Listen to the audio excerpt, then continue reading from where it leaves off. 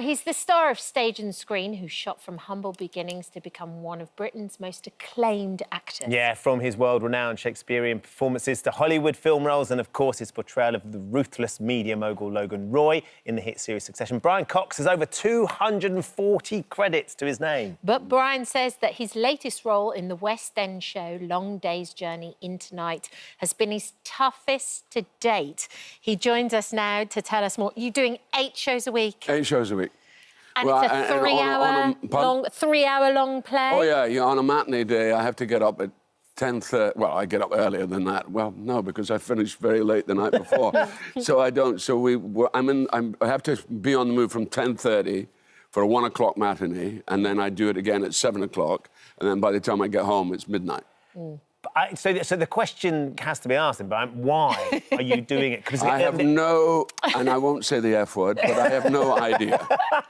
Well, we had Sir Ian McKellen in last week, and he's playing Falstaff at the moment in the West End as well. And he's just opposite me. He's just he's real pal. And he said he was exhausted too. Yeah. It's knackering. You know, we're not getting any younger. He's a little older than I am, but we're not getting any younger. But equally, can't live without it. Well, the theatre, the performance scene, there's a bug in there, Brian, that keeps coming back. Yeah, it's the conditioning, really. You know, if you've trained in this country and we are the theatre. That's what we do more than anybody, and we do it better than anybody else. Well, we don't always do it better. That's not true. That's a generalisation. But it's a tradition. And, you know, having done 6 years of Succession, I thought, I really got to go back to the theatre. And I was wondering, what's the play I want to do? And this Long Day's Journey into Night was the play I wanted to do. And I wanted to do it with a particular actress called Patricia Clarkson, who is absolutely magnificent in the play. And I got my wish, and we're doing it. Can you tell us a little bit about it? Because I know that there's elements of it that you really relate to your own childhood as well. He's a product of... It's Eugene O'Neill's own story, but he tells it with different names of the characters. Yes. He uses the name Tyrone instead of O'Neill. And it's about his family, and it's about him as a young man. He's about 23 in the play, and he's got an elder brother who's a complete alcoholic. And he has a mother who's a morphine addict, and she's just in a state of recovery. And then his father was this quite well-known actor who became a sort of matinee idol when he was young, called James O'Neill, James Tyrone in the play.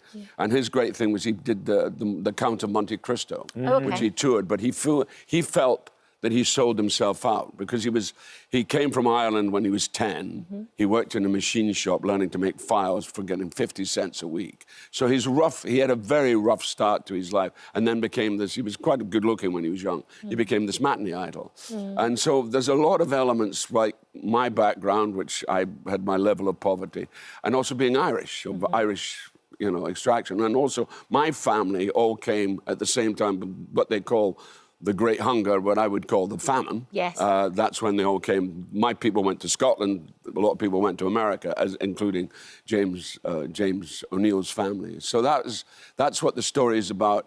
He wrote the play. It was the last play, the penultimate play he ever wrote. And it was a play that he used to come out every day crying. He would be pouring with tears, Eugene O'Neill. And he also wrote the play, and it was never to be performed. It was a play that he should hope to be published 25 years after his death.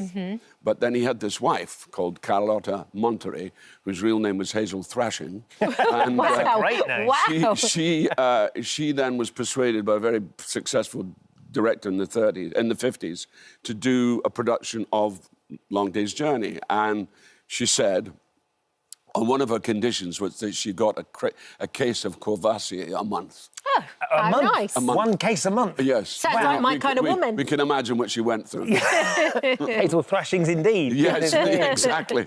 Quite thrashing, quite a lot.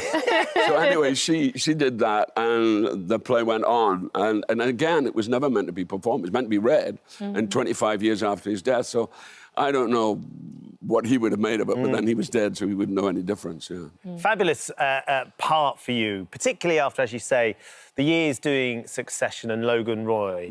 And I've interviewed plenty of times. I've interviewed you a number of times about Logan Roy and Succession.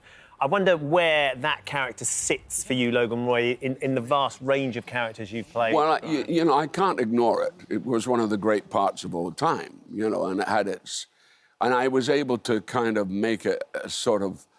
I mean, I think Logan, for me, was very misunderstood. Because all he wanted to do was have these kids of his, who are totally useless.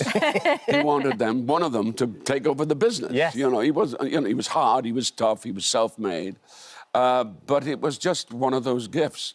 And what I loved about it was its spareness. He never overplayed. No. He came in at that level. And of course, that's thanks to the wonderful Jesse Armstrong and his incredible team of writers. You know, so it was a great experience. Yeah. And I love that your heritage had an impact on Logan, though, because you started off recording the series and he was somewhere from Canada. Oh, yeah, but halfway he through was, series well, one, he was exactly, suddenly in the from Dundee. 9th episode.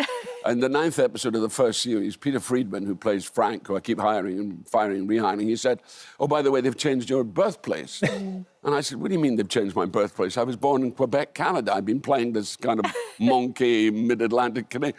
He said, no, apparently you're born... And I said, where? He said, well, I can't remember. Then we got it, and he said, oh, yeah, somewhere called Dundee, Scotland.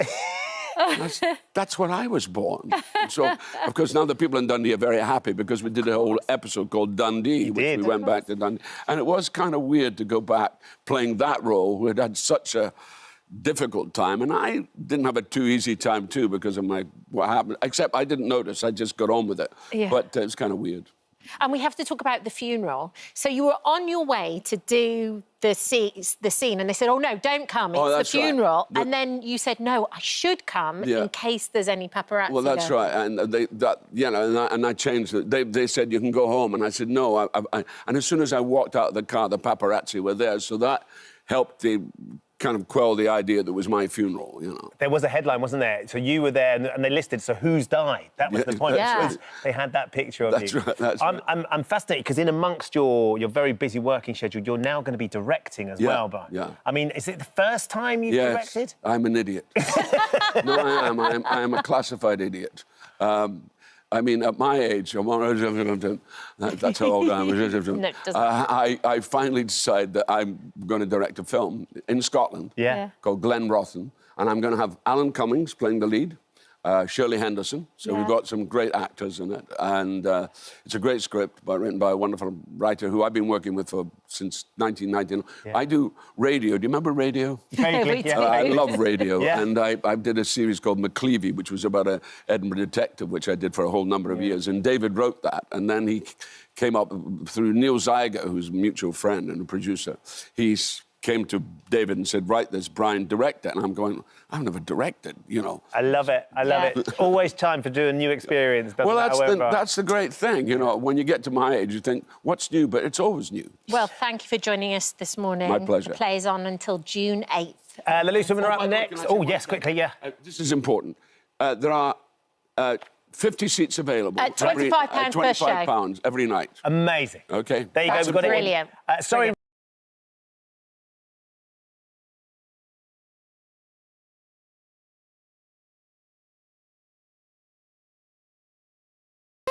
We've loved it. We've been able to see the first few eps of this new series. Caleb joins us now live from Clarkson's Farm. Morning, Caleb. Morning. Morning, how you doing? Very good. Very Lovely good. to see you. You're down there with the goats this morning. How busy has this morning been for you so far? What time did you get up and what have you done? I got up, what time did I get up? 5:45 today, so it wasn't too bad. I normally get up about 5:30. Did everything my end. I did a few more chats to a few other press this morning, and then I'm on the farm now, finish this interview and then go and do some work. OK, well, Caleb, we have to say we've loved this series so far. Both of us have absolutely loved it. And this season, you're promoted, is that right? Yeah, I got farm manager above my name now. And to be honest with you, I think I was probably farm manager before I got the promotion, but we'll skip past that. And I'm very grateful for the promotion anyway, that is. One of the things I loved was as soon as you took the opportunity to be farm manager, you made a big call. I think we've got a little clip of exactly what you did once you were named farm manager. I've made a big decision. You are no longer the tractor driver on this farm. What am I then? I've decided I'm going to make you farm manager. Really? Yep. I want you to run the farming side of it. You're fired. What? You're fired. You're fired. I'm the boss. I'm the farm manager. You're fired. I'm not fired. You are. I'm not, because you haven't heard how this is going to work. Tell me that, then you're fired. How satisfying was it firing Jeremy Clarkson, Caleb? Oh, it was awesome, but unfortunately he's still here. And you're running a very special competition together. Tell us about the competition that you're running this season. Yes, seeing I'm farm manager now, it's basically how it works. I basically farm the farmable land, and he's farming the unfarmable land, which is amazing to actually think. Actually, no, it's 1,000 acres here, but actually we're only farming 600 acres, so therefore the other 400 acres are grassland and woodland. So therefore, why don't we actually go out there and try and make a little bit of money on farming the hedgerows and bringing a little bit of profit out of the woodland and the grassland. So it's a really good idea, I thought. And I mean, it highlights how much money actually goes into actually grow food to put on people's plates. Yes, because aren't you in the red a little bit at the moment? From what I've seen so far, Jeremy seems to be doing really well with his Henry the Hoover hedgerow jam. Yeah. And you're struggling slightly with all the costs that it takes to actually kind of get fields planted and do all that. Yeah, and I mean, basically, as a farmer, you go out there, you put all your money in, from buying the seed, the fertiliser, doing the work itself, buying the diesel, and then, of course, you don't get a return until a year later, and who knows if you're going to get a return or not, because the weather can change everything. Caleb, since we last spoke, you've become an international celebrity. You've toured around the UK, you've been meeting your public and your people. How are you coping with the notoriety and the recognition? I mean, I'm a friendly person. I talk to anybody. I mean, if I walk through the street and I ask for a selfie, I normally say, yes, of course, and where are you from? And then all of a sudden we spend 3 hours talking, I'm in the pub playing darts with everybody. So, I mean, I just love chatting. I'm the most chattiest person you'll meet.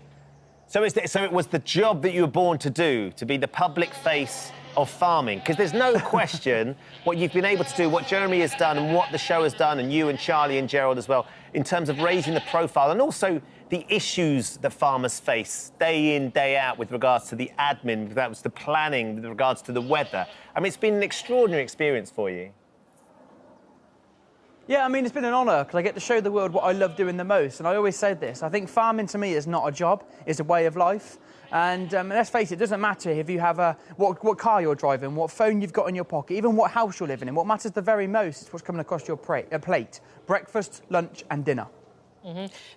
But when you say what car you're driving, what tractor does Jeremy drive? He's got that Lamborghini, that awful Lamborghini tractor that we all see, which should actually be an ornament now and go to the farm shop and just stay there. So you won't be getting one anytime soon then, a Lamborghini? No, definitely not. Yeah, but you have branched out, though, Caleb, because you've recorded a single as well. You're moving into the international music charts. Tell us about the single and how it came about. Well, I wanted to raise some money for charity, but more importantly, highlight the issue of course, mental health in terms of farmers. And the weather affects that a huge amount. And I thought, how can I make a little bit of a difference? I know, assuming I'm a professional singer, you know, so I am, I thought, why didn't I try and rap about a thing that I dislike? And then, of course, I rapped about sheep. And let's face it, they can't rap back to me. So, basically, I've won. And I've raised awareness in mental health. And, of course, I rapped that helpline. And that helpline is available 24/7 to any farmer that needs someone to talk to. It's a brilliant cause. I think we should see you in action. In case anybody hasn't seen it, this is Caleb and his pop video. Whenever the weather gets you down and you think you might be better off in a town, wait for the morning in all its glory. A new day can bring a different story. Ploughing straight lines makes my heart beat. Did I mention I can't stand sheep? I can't stand sheep. It's just, but why do you hate them so much? What have they ever done to you? Yeah, as a shepherd, I take this personally, by the way. I mean, there's... Well, Ben, I mean, if you get in the field with them, I'm sure you'd be outstanding. But I think there's so many different reasons I hate them. I mean, for example, they get up in the morning, they go, right, what do I want to do today? I know, I want to just go and get stuck in a fence and die. That is a sheep's thinking. I can see why that would wind you up. You've got 2 little ones as well, Caleb. Your son is now 3, I think. Oscar and little Willa is a little one as well. How are they on the farm? Does it look like they're going to be following in your footsteps? Well, I hope so. I mean, I think every farmer hopes their kids follow in their footsteps and maybe take over the business one day. But I think, I mean, my little boy, he loves the farm, as well as my little girl. She's a little bit scared of the cows. They're a lot bigger than her, of course. She's only 10-month-old. But, I mean, I really want them to be a farmer, of course. But if they go and decide, I don't know, to move to London, I don't know, be an accountant or something, I hope they know that I'm never going to visit them there. Can't be chippy. Thank you for joining us this morning. I know you're already filming season 4, yes, but that started already, season 3 of Clarkson's Farm is out on 3rd of May on Prime Video. We love it. Thank you, Caleb. Thank you so much for having me. Great to see you. You can go back and start your full day's work now, because I'm sure there's plenty of jobs waiting to be ticked off. Sheep to Great rescue. to see you, Caleb. So that new series, we've seen the first few episodes. Oh, it's so everything good. you want. It's I'm really, going to go really back brilliant. now to season 1 and 2 too. Go back and enjoy So it. good.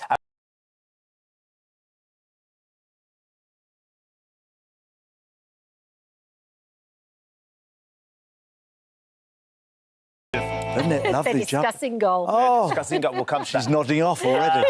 Anton's with us now. Good morning to you, sir. Good morning, my loves. How are we? Very well. Very good. I it's nice. have to say, you look immaculate, Thank as you. always. As ever. Well, as Doesn't you he? do. Someone had to make an effort. Both. Well, I know. Look at you all sort of... I know. Someone's been working out. Look at me his rolling up his guns. sleeves I soon. think this is the first time You look you've not amazing. interviewed... I've not interviewed you with a tie on, though, because since I moved from next door. Since you've gone from Yes. next door, you've dressed down. I've seen that, haven't you? I like that. You've gone all casual. If he's doing a 5 o'clock, he'd be in short. Or if only. So tell us about an evening with. What can we expect from the show? By the way, I've spent an evening with Anton Have today. you? And let me tell you, there's surprises aplenty. It goes in directions you don't expect. In a good way? Oh, always. You just have to strap in. Just have to clarify up. what it is that goes in funny directions. It is... Do you know, I have to be honest with you, my favourite thing in the world is being on stage in Yes. front of the audience. It's just magical.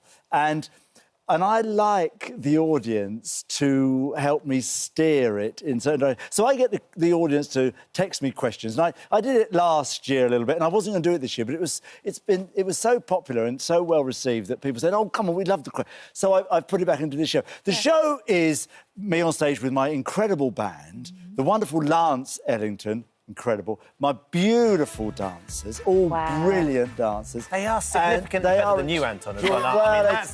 I say get them young and good, and it makes you look better.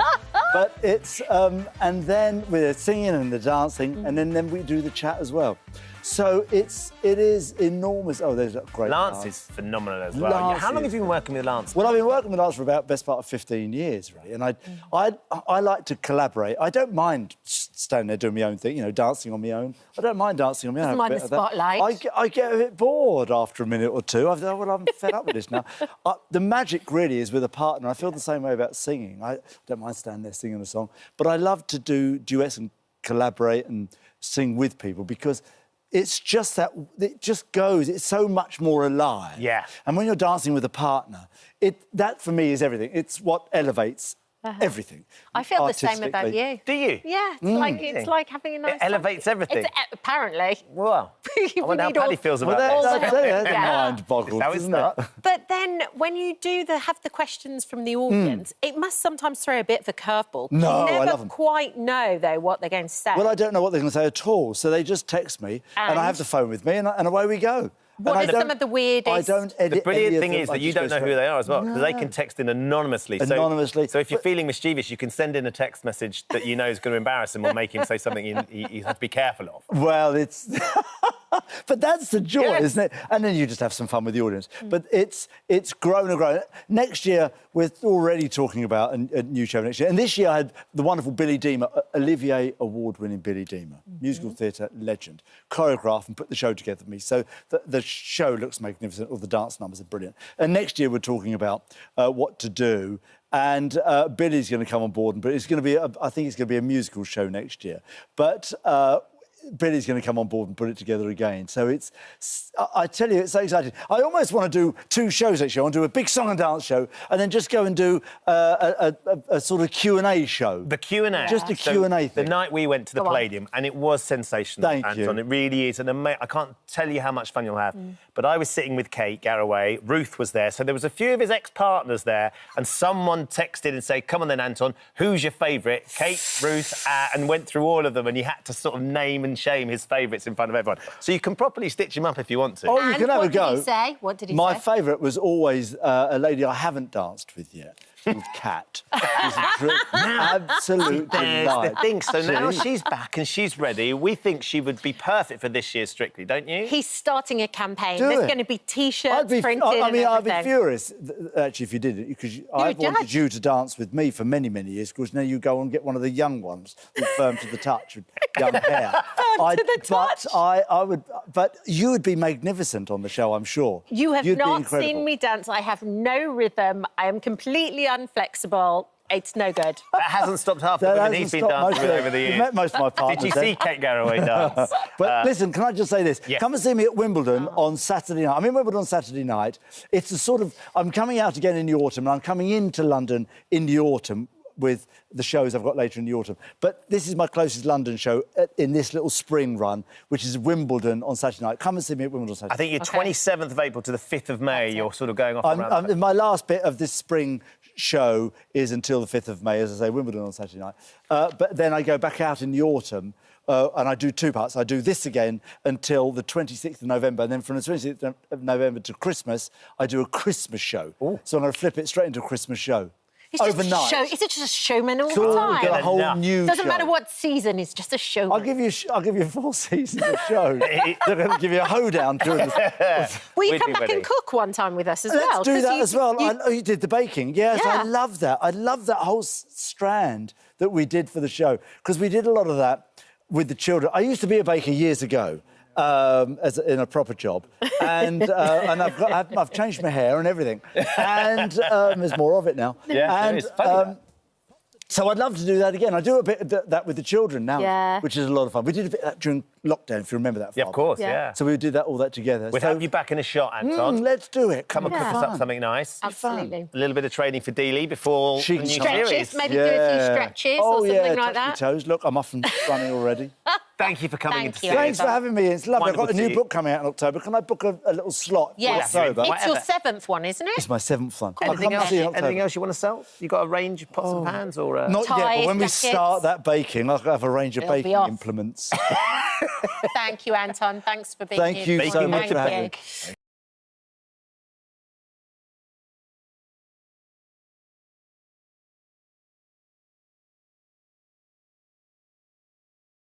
Looks good, doesn't it? Faith joining us now. All right, Rippers. All right. Lovely to see you. Hello. It's so good to see you. Ah, the dream team. Oh, The I'm on dream with guest. the dream Friday team. The dream guest. this looks good.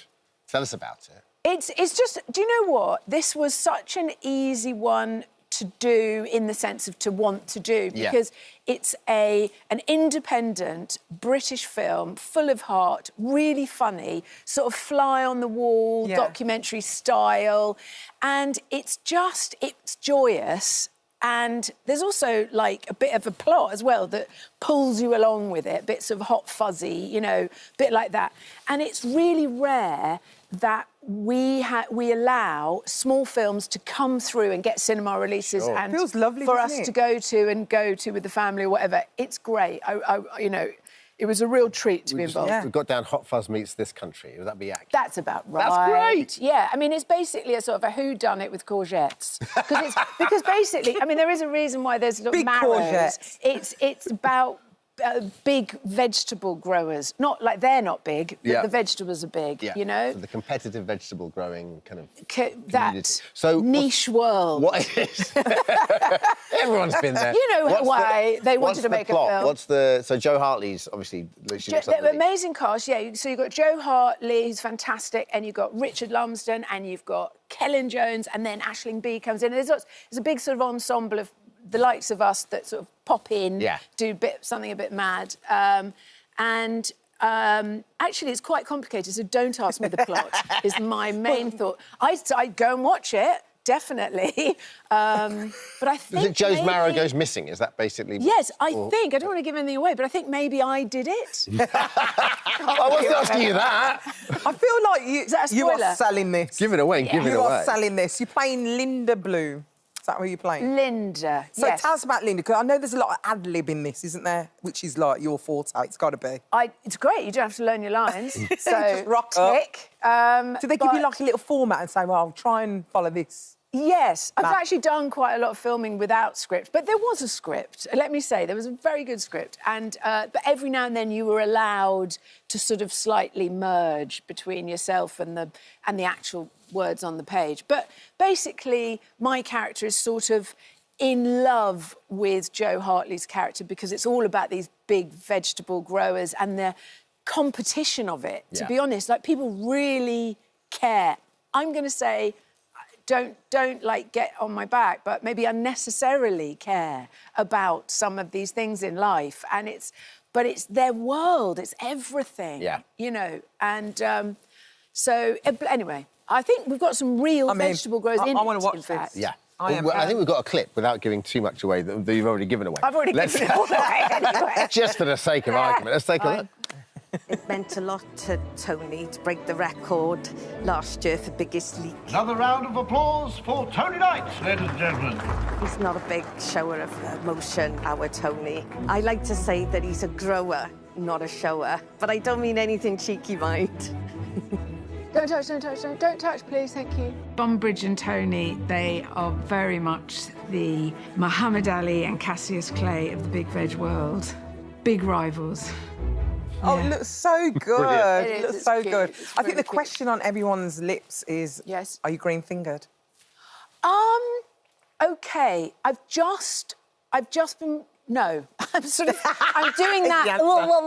I'm not. I leave it to my husband, and he then seems to spend a fortune on growing vegetables. We've got a tiny little trough at the end of our garden. And I every now and then go down there and it's just mud.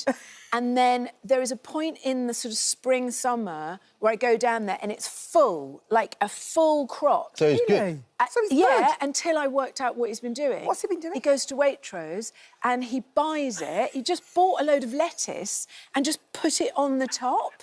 And it's just, and then sort of went to like, I'm just going to go and pick a lettuce. I'm like, you literally just bought that at Waitrose.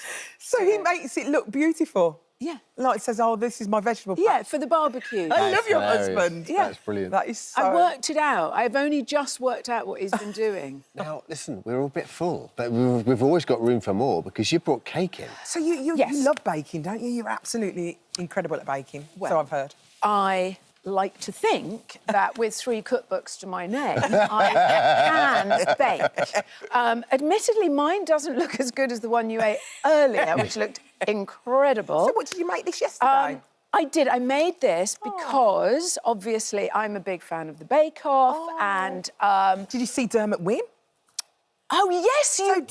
That was the answer. No, you did. That's right. Oh, Yeah. now I'm slightly scared. Oh, God, don't worry. Well, basically, I sort of want... I'm not so interested in the Hollywood handshake, but I am interested in the Hammond High Five or the O'Leary Well, let's have a look. ovation. Well, let's have a look. Let's have a look. So I'm very let's see. excited. I am worried that mine isn't slipping off the plate. But anyway, don't... Well, you made it yesterday. It's extraordinary you haven't been either on or judging Bake Off. It just seems... Well, OK, 2 things to say. It is extraordinary that I'm not the main judge. Yeah. I agree. Correct. This is very much the gig I'm after. Yeah, well, you never will make post.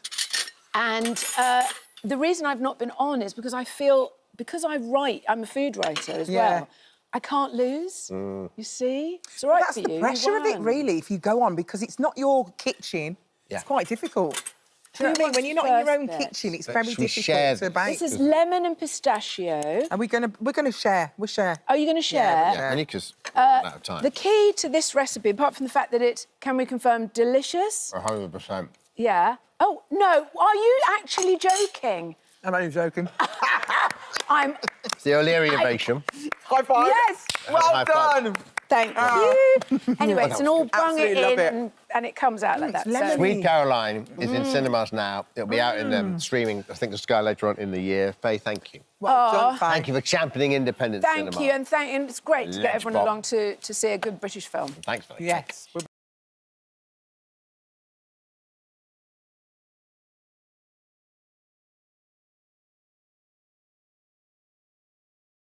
And Joel joins us now. There was someone oh my French, goodness. just like you, who was moving matches. Oh, yeah, it was my long-lost brother. Joel Domé. How are you? I'm really well. How are you? You are absolutely smashing this. Oh. Thank you You're very both much, so Joel good. You Domé. make it look so easy. Whenever I do any presenting, everyone's like, God, that looks so hard. You guys make it look so good. That is not true. Now, tell us about In With a Shout. This is a great format, Joel. It's so good. It's so fun. It's basically, you sort of have these people who shout at the telly and we would say what you see, but that's unfortunately already a Someone's had catchphrase that. from someone else's show. But they shout at the telly and it creates the most wonderful moments with people just sort of trying their best to sort of see what's on the telly. It goes so quickly. They get themselves in a real sort of tizzy and it's honestly the most fun to present. There's I something really love magical it. about hosting a quiz show or a game show, particularly when you know the answers and you hear the answers that the contestants are kind of come up with. I get asked an awful lot about Tipping Point. How do I keep a straight face when someone comes up with an answer that is particularly funny or bizarre? Now, of course, you have to try because you can't give it away. How do you cope with some of that, John? I'm really bad at it. I'm really awful at it. I was... this is... Especially when you know the answer. Yes. I know the answer so rarely. I think there was one where it was a fax machine, I think, and they were like, and I just went, fax! And then I suddenly realised what I'd done. And of course, in the sort of fairness of it all, they had to stop the show. Yes. They have to then go back to the exact moment that I said fax, and they have to change the fax for something else. And the adjudicators come down and all... Come down. It's like a sort of supply teacher when you know you've done something wrong. And I've done it. You just want the ground to open up as well because they're trying so hard, and then you give them the answer, and then there's other contestants. There's other contestants. I've held it up for ages. There's like crew waiting, and it's good, like lunch is late because I shouted facts.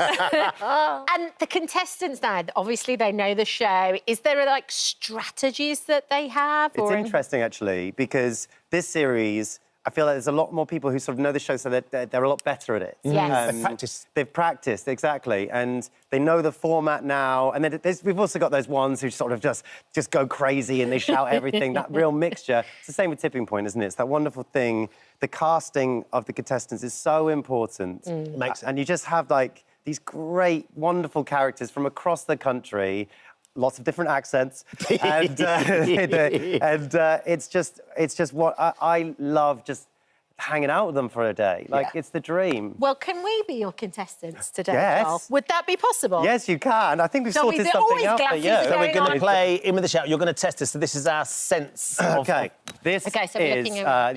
your category is going to be types of cat. Oh, no. Are you a cat person? Not especially. No, You me are either. literally a cat person. OK, so can we get this? There's 60 seconds on the clock. See how many you can get. 3, 2, 1. Benny Cat, shout at the telly. Garfield. Yes, it is. Tony the Tiger. Yes, it is. We love our Catwoman. Catwoman. Sylvester. Felix. Cat. Yeah, we'll take it. Felix the cat. Jaguar. Jaguar. We're moving up the ladder. Caterpillar. Yes, it is. Tom Cat. Yes, it is. It's perfect. 7 out of 7. Cheetah. So snow leopard. Snow leopard. Yes, it is. Katsukori. Katsukori is my favourite Wagamama order. Catamaran. Yes, it is. 10 out of 10. Catapult. Catapult. Pussycat Dolls. Pussycat Dolls. It's a leopard. Cheetah. Cheetah. You got 13 out of 13. Oh, And that's Puss in Boots. Yes, it is. Congratulations. Would we have won? We had 13 seconds left. Almost certainly won. Put it there, partner. You absolutely smashed it. Are you doing a celebrity version of this yet, John? We did one episode of a celebrity version, and How it did was it so fun. Can we come on? You can Will definitely you come reserve on. us a place? That was Are an you in, audition, and you Shepherd? absolutely passed. You I passed. tipped horse riding, It is, diving. though, the magic of any picture round in any quiz is everyone can get joined in. And you know, and I know, because we make a show similarly, but kids parents, grandparents can all sit. You've got a range of pictures that everyone can join in, making that family show on a Saturday night. When people message you and go like, oh, you know, send you videos of their kids getting involved and trying to like, and honestly, it's just an absolute dream to sort of be in that position where people are singing along to your shows and getting involved. It's like, I love it so much. But to be honest, even Masked Singer is like that. Like, if you see, like, the idea of Masked Singer on a piece of paper, you turn around and go, that is never going to work. I know. And yet, I see my boys in front of the TV with you on there, take it off. They love it. It's so great. And, like, you know, and that's what telly's all about, isn't it? It's just getting the family together on that sofa and all ages watching a show that's so ridiculous. Yeah. That we all love making together. And now it means so much more having a family of my own. Yeah. Starting to understand that having that sort of time with them and wait till Wild and Hannah are like doing it as well. Take it off. Yeah, totally. You are running the marathon on Sunday. I am. And you are committed to the Masked Singer because you're running in Danny's costume, Piranha. Yes, Piranha. You're a nutter. This is not a small costume, Joel, to be running in. Very big. I'll be honest, slightly bigger than I remembered. I went for a run this weekend. I went down to Brighton where they keep the costumes. There's an amazing company called Plunge who make them all. They're so incredible. And I ran from their offices just to test out the costume. In Brighton? In Brighton. And when you're running the London Marathon in a costume, it kind of makes sense because you're running along with everyone. It's fine. I didn't really think it through. I did it at 3:30 when the schools were kicking out. I had, like, kids running after me, like, kicking the costume and stuff. Piranha, Danny! Exactly. It looked absolutely insane. And you're running it for charity, right? For an amazing charity called Shooting Star Hospices. And me and Danny went and visited one of their hospices the other day, and they do amazing work for children with end-of-life care, and like they're just seeing what they do just means so much. What is the hopeful finish time on Sunday? Right, I've looked it up online. Yes, because I said you can break world records. Right, exactly, and apparently the fastest fish is 4 hours. OK. You can do that. I feel like I could do a 4-hour fish. Get a world record? Yeah. The fastest fish. I'm also, like, scared that I might die in a fish costume. You'll be good, you'll be good. Stay there for a moment. The loose women are coming up next. Morning. Hi, Charlene. What do you got? It's afternoon now, Ben. Yes, it is. I keep doing that. I still haven't learned. We're asking, should balaclavas be banned in public spaces? Also, as Ollie Murs returns to work just days after his daughter is born, is there pressure on partners to return too soon? Plus, reuniting with his on-screen daughter-in-law, Larry Lamb, will be here. We'll see you in a couple of minutes. She's right, it's definitely afternoon. Right, fastest fish. Fastest fish. Sub 4 hours on Sunday. Here we go. You can donate as well on my Instagram if you want to do that. Please do. It'll be very well. Lovely to see you, Joel. Good luck, Joel. Good luck. Doing amazing. On tomorrow's This Morning, well, there's loads of stuff. Taylor's new album's coming out. Have a great day. We'll see you next week. Bye-bye.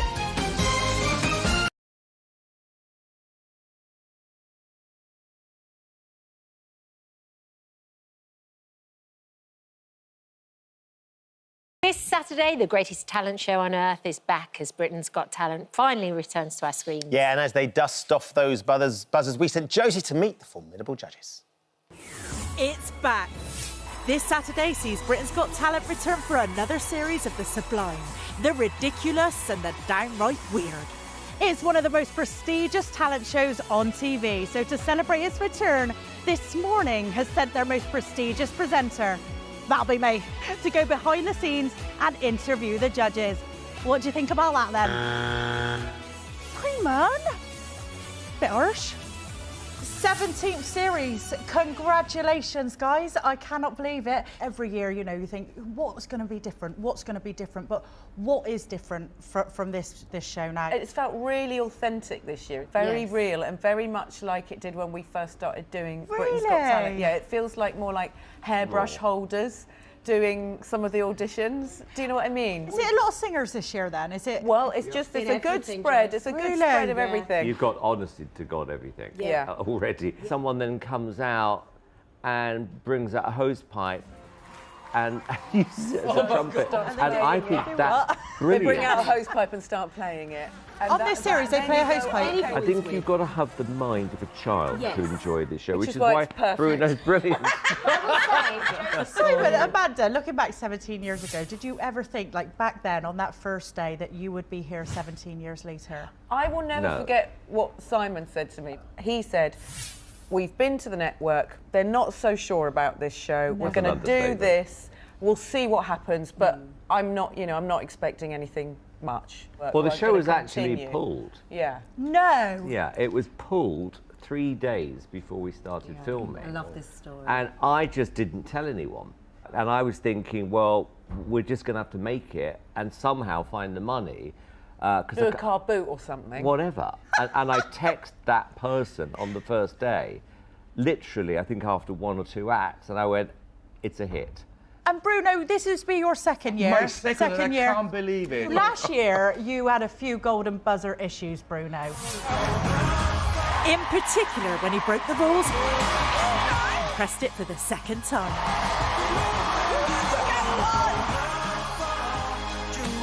He wasn't quite clear on the rules last year. Well, I didn't know. I mean, I asked him, what are the rules? And he said, well, there are no rules. Yeah, don't ask Simon what are the rules. Yeah, he but doesn't follow any. Well, there shouldn't be any rules. And not content with only breaking the rules last year, Bruno went one further this time round and broke the golden buzzer itself. It was the second act in and he broke it. So and then we had to use and we used 3 already. It was all stick together with 3 on three one golden day. buzzers on the first day. All and for it different was acts. Held together by sellotape. You think with a show with this big a budget, we'd have a spare one, wouldn't you? Nothing. Well, I don't think they're supposed to break. Basically. Not something you think about. Oh, we better get about 4. We better have backup. I've learnt to embrace all of it. I think when I first started out on the show, yes, I was biased towards singers and dancers, but I really love all of it. I love to be surprised. I think all 3 of you, you know what you like and what you don't like. Because you can't be an expert on everything. Exactly. I mean, like I said, when someone pulls out a hose pipe and starts playing it as a trumpet, what am I supposed to say? Oh, I really know about this. Oh my God, it sounds like farting.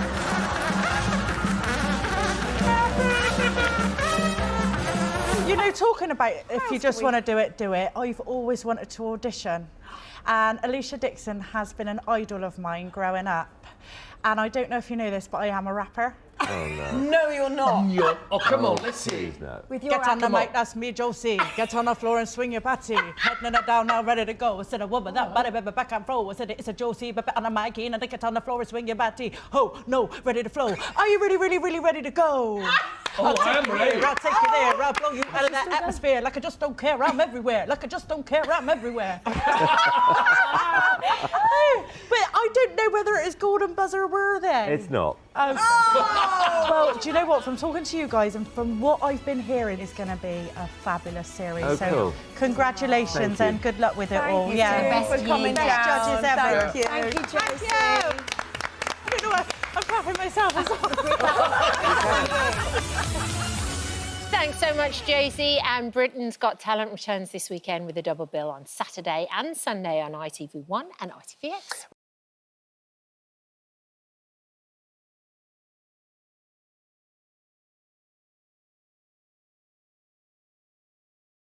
My next guest is a globe-trotting billionaire who's crossed the world in a hot air balloon, travelled into space and even lives on his own private island. Not James Bond. It is, of course, the one and only Sir Richard Branson. He's real. Our one's real. Lovely to see you this morning. Lovely to see you Thank both. you for coming in. You are releasing your audiobook, your memoirs. You've sort of combined them and gone back over them and re-recorded them. I wonder what it was like going back over those stories. Were there things in them that you'd forgotten?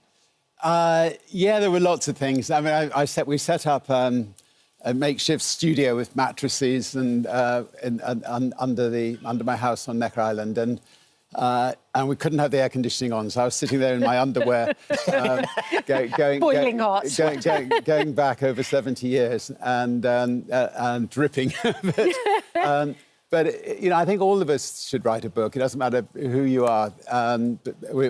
Everybody's got a fascinating life. Life is fascinating. And so I was reading it for my kids and for my grandkids, and then maybe then for their kids and grandkids. you know, sometimes I sort of said, as I came to certain chapters, this guy must have been off his head for sort of trying to kill himself yet again in another hot air balloon crossing or whatever. But it did make for, I think, an exciting life, exciting stories, and you know, and I've just been lucky to have had one hell of an adventure. But I think that's what makes your story so exciting, is the fact that you don't mind, you don't seem to mind failure. You seem to just go for it. If you believe in something and you truly want to do it and you have the passion, you go for it, and you kind of don't let those voices in your head tell you, but what about this, and what about that, and what if it doesn't work? No, my favourite words is "screw it, let's do it," and so, you know, people will you know, come with some outrageous idea to I don't know, take on British Airways or fly to space, transform the trains company's industry, or you know, create a cruise company that is unlike any cruise company that's ever been, you know, tried before. And my attitude is, you know, screw it, let's try it, and if we fall flat on our face, we'll move on to the next thing. Yeah. And sometimes we have fallen flat on our face, and sometimes it's worked out. So, but we've had one, you know, hell of a lot of fun. You know, just trying and learning all the time, just learning about new things. Yeah. And, you know, and when I was, you know, very young, my mum would, you know, always wanted us to stand on our own 2 feet. She would, you know, push me out of the car aged 5 and told me to make my own way to Granny's house, and I got lost on the way, and she got in a complete panic. But, you know, she'd managed to, you know, it was her way of saying, right, you know, you can do it. You don't. I mean, these days that would be frowned upon. She'd be arrested today, and I'm not recommending it to any mums out there. I think, as Kat says, and I think one of the things you've embraced is failure is such an important part of learning, and you've had so much success. But I wonder if you can share some of the things that didn't work and what that taught you. I've had lots of things that, I mean, we took on Coca-Cola and with Virgin Cola. Oh, yeah, forgotten about that. And for 2 years, you know, we were out selling Coke in Tesco's and other places, and then we made the mistake of going to Times Square in a British Sherman tank and crushing a whole lot of Coke and Pepsi cans, as you do, and they got on a big DC-10 at Atlanta, and they flew it to England full of squat teams and money, and suddenly just Virgin Cola disappeared from, you know, all Tesco's shelves and other people's shelves, and you know, nobody could get Virgin Cola anymore. So they basically. And was that do you think that was that big publicity stunt that you tried, sort of riled those big multinationals up, and they thought, right, we're going to put this guy back in his place? And the you know, British Airways did the same to us with Virgin Atlantic. Yes. And they launched what was called the Dirty Tricks campaign. But because Virgin Atlantic was a better airline than British Airways, and because we managed to take them to court and, you know, prove the extreme tactics, methods they were using, and win quite a famous case, we survived. But with you know, 2 cans of Coke, we couldn't have been that much better, whereas with Virgin Atlantic, we were palpably better than them. And that's one of the things that you always do, is you always do travel by Virgin. You travel on the planes, you travel on the ships, you do that so that you can constantly push the envelope. Yeah, I mean, it's important, you know, to you know, if you run a company, you've got to. I mean, I flew in on Virgin Atlantic this morning. You know, I'd get out, met all the passengers, met the staff, have a notebook on board, write, you know, take notes, you know, little suggestions and ideas. And do they all get nervous when you come on? Hello, sir. The most common question I get asked was, are you on every flight? but there was one girl who was brand new, first time as a stewardess on Virgin, and so, you know, it's lovely to be able to, welcome somebody on board. Yeah. We're going to finish with a few quick-fire questions for our billionaire on the sofa, if we may. Things that our production team are thinking, what would you ask a billionaire if you could? All things that everyday people think about all the time, and they wonder whether you would as well, Richard. If we can start with these. First question, do you do your own food shopping? Nope. There you go. I have a wonderful wife. Okay. Do you ever check your own bank balance? Nope. No, don't have to do that. What does someone buy you as a present? Which would be, I'm always borrowing money to do the next project, so there wouldn't be any money in it. And I'm not officially a billionaire anyway. But... Not officially. Let's not let that get in the way. What does someone buy you as a present? What are the best presents you get? Obviously, love. I mean, just time with being surprised with the grandkids turning up, or same as anybody else. Yeah. Do you ever cook, and what's your signature dish? I can now use the microwave. The microwave. Anything that warms up in the microwave. Nice. Have you ever thought that's too expensive? Oh yes, all the time. What was the last thing that you thought was too expensive? I don't like sort of wasting money on, on expensive things. So you don't waste money. You're quite frugal when it comes to the things. Yeah, that you need. I'll turn off lights, and I'm frugal. I mean, I started with nothing, and I appreciate having created some things, but I never created them for the money. I still and that's the drive. The ideas. I just love creating. And, yeah, absolutely. One of the worst words I hate is the word billionaire, because I think you are what you are. You create things. What you're worth is not how you should be labelled, in my opinion. And I just see money as a way to be able to create new things, create new jobs, create things you can be proud of. And you've done a lot of those things, as you'll find out if you listen to the books. They are really gripping. Richard, lovely to see you. Thank you very much. Thank you so much. And well done with what you've created here. Thank you very much. Thank you.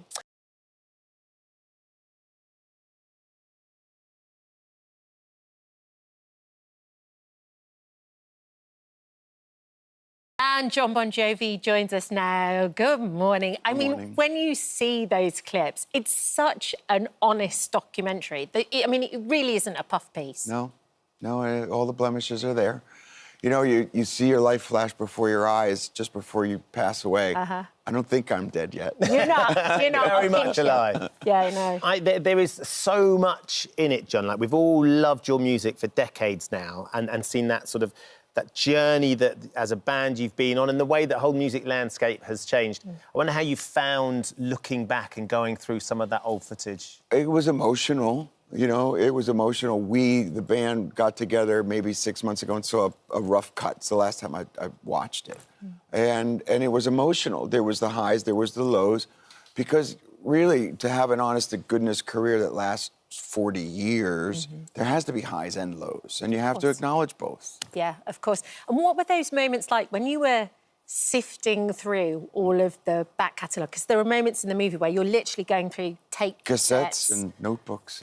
Back in the day, and then you see this moment where you watch yourself going on stage all those years ago at the Giant Stadium. Right. And you talk, and you're like, that kid's excited. He was very excited. There was a lot of caffeine in that system. I was bouncing off the walls before I got onto the stage, yeah. But do you get that feeling back when you watch it? Is it a slight of out-of-body experience, or do you go back I think it's the wisdom of having, the experience and looking back on that kid. You've been asked throughout your career, what would you tell the younger you? Yeah. Slow down. It's okay. Pace yourself. We're going to be here. It all works out in the end. Yeah. There is one of the things that you do broach, and you show a lot of the work you have to put in with your voice at the moment, John. You've been very honest about some of the struggles that you are having with singing, and you've said if you can't be the John Bon Jovi that you always have been, you're not going to do it. Where are you with the voice at the moment? How is it? What people will see in the film had been shot 1 year and 2 years ago. Okay. So I'm much further along in the process now. We have a new album that's coming out in June. I had no issues singing it. The successful surgery happened. Now it's all a part of the rehabilitation of a vocal cord. You got to remember that your vocal cords are as big as your thumbnail. They're this big. you know, and it's out of your control, really. And every time you sing, they work really, really hard. They work hard. The way you sing. You know, for 40 years, they've worked hard. He's the original front man. Yeah. You know? But Absolutely. it's coming along, thank you. And so, do you think there is a chance you'll tour again? Because in the documentary, you compare it to Tiger Woods, actually. Yeah, coming back to the Masters. And being kind of 80% of... 100% of 80%. Exactly. Right. Do you think you That's will? unacceptable. That's unacceptable my to you. hope is to, my intention is to... But if you're not at 100%... Then I'm done. You know, it would be that simple. But like I said, believe me, folks, thank you very much, but I'm very far down the road of recovery at this point. Okay. I'm not there yet, but for me, the bar is that 2.5 hours a night, 4 nights a week. You know, that's what we do. You know, if we're going to play, we play. It's amazing, though, when you think back to young John and what he got away with, and how it just all came so naturally when you were singing, and it wasn't something you worried about, I bet. Yeah, I'd never had any issues, you know, physically. So this was a surprise to me. A lot of the stuff in the documentary that's so wonderful to look back, because as a kid of the 80s, as was Kat, the look, and particularly the hair, John. And what I loved was the idea that your dad was one of the first guys that helped with the styling of your hair. Well, he was a hairdresser. My dad was a hairdresser. It's not that he created that. But if you think about the impact that look had, to have your old man doing that, I mean, do you ever sort of turn around and go, Dad, how did you let me go on stage looking like that? No, you know, but like I said, it was the way that every kid in the mall in America looked. You know, I've had such a privileged life that my baby pictures are public. Yeah. Yours are not, you know? Okay, some of ours are. Believe me, some of them We've got a baby picture of the two of you from 24 years ago. Where is it? Oh, yeah, hold on, Let's have a look. Have you got this? You do? Oh, good. I'm really little. See the UK. I think it's year 2000. I don't know, They'll was try it and dig it out. 2000? They'll dig it out. Summer, we'll show you. There we go. There we go. So there's Kat. Oh, there you I'm go. a baby, and you're a baby too. There's a love side it. of you that's a baby as well. But I think that was one of the things about the documentary that struck me was you were also honest, and each person had their own Truth. Yes, that's what you said. Correct. You know, we didn't want to have a vanity piece here. If we were going to tell this 40-year journey, it had to be everybody's truth, because no matter what we talk about here today, we're all going to take this experience home differently. Yeah. You're going to, decide what you got out of today's conversation. So everybody deserved to have their viewpoints heard. And you don't shy away from Richie leaving and the drama and the trauma that all caused you. Sure. How was that to hear him talking about it as well, though? Because it's no holds barred, isn't it? No. He had some issues, you know, and it was unfortunate. Nobody expected it. There literally was a show that night, you know, as 20,000 people waiting in the arena, and he didn't show up. So it was heartbreaking.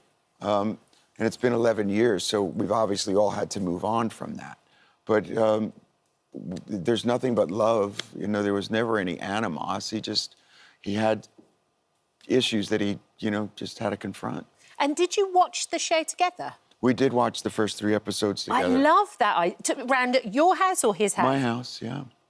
And what did you discuss as you watched it? Look what happened. Yeah. Did you? No, but it didn't resurrect any emotions or anything. There was joy as we sat together. It was just the two of us. I can't reiterate enough. There is no animos. He's taken a path on his journey. Yeah. That being in a rock band is not a life sentence. Yeah. He was there for 30 of the 40 years. Yeah. Everything along the way is what got me to where I am today. Yeah. Could you see him coming back? Could you do some stuff There's together? always an opportunity. He knows 3/4 of the songs. but it's not that I'm looking for that or he's looking for that or anybody's looking for that. It'd be a wonderful reunion, though, for you guys and for the fans as well, of course. Like I keep saying, there's no animos, I swear to you. Yeah. One of the things, there's so much in the documentary, the album cover, Slippy When Wet, and how that came about, but also Living on a Prayer. You talk really honestly about the fact that you guys wrote Living on a Prayer and you were like, yeah, it's all right. No, it was good, but you have to remember that the simplicity... Really smartly about it, where you say, when he was there, I had something to reach for. I could see it, I could be it. And your friends in real life, you go on fun car journeys. Sure, we're old friends, but the E Street Band, there were 7 members. Right. the Asbury Jukes, there were 10 members. This was 25 miles south of my childhood home. Chances are you went to a bar and one of them was going to be there. So it was like touching Santa Claus wherever you went, which made the impossible seem possible. The English bands that we were brought up on, the Rolling Stones, the Beatles, Led Zeppelin, Queen, Elton John, those were bigger than life. Yes. But when you had the E Street Band and the Asbury Jukes 25 miles south and they were making records and singing songs about our backyard, it made the impossible seem possible. And they were 12 years older than I was, so they were always like big brothers. Yeah, they've got advice for you. And now you actually take a car journey together. And yeah, it's a story in the film now that's getting a lot of pickup because I guess it makes sense. You know, you have the two of us driving around New Jersey. People see it and they think, you know, it's George Washington and Thomas Jefferson. You know? It's like pictures of Bigfoot. It's Bigfoot, yeah. and you know, we do that often. Do you? Yeah, we do. Like about what? 5 times a year, 6 times a year. So every couple of months we just go for a few hours. No phones, no radio, no body. Yeah. So that we can just, you know, just catch chat. up. So there's no music. You're not arguing over who unless we're playing each other a new song or right. a Okay. But other than that, it's the radio's off because the time is catching up with friends. Precious. Talking of music, on the new album there is a song that you've dedicated to your daughter. Because of course you're now. She may be the only one on the planet that hasn't heard it at this point. Oh yes, because it's for her wedding. I was too afraid to play it for her. No. So she's not heard it. When is she going to hear it? On the day? On the wedding day? No, or when the record comes out. Sometime between now and then I will get a backbone and play it for her. Isn't that funny that after all these years you're still nervous about playing a song for your daughter that you've written for her wedding? I wrote a little song when she was 5 years old called I Got the Girl on an album called Crushed That had It's My Life on it. Now she's 30 years old and getting married. You blink your eye and these things happen. I know. And so there's a song called Kiss the Bride on the record that's quite moving for me as the dad. That sounds big. And of course, your son's getting married to... Two of my sons are getting married, but one of them, yes, Jake and Millie Bobby Brown. Lovely Millie Bobby Brown, so you're welcoming her into the family. Yes, How are you feeling about sort of the growth there of the family? is it's crazy time. You know, 3 weddings in a year. That sounds like a film title. Curtis movie.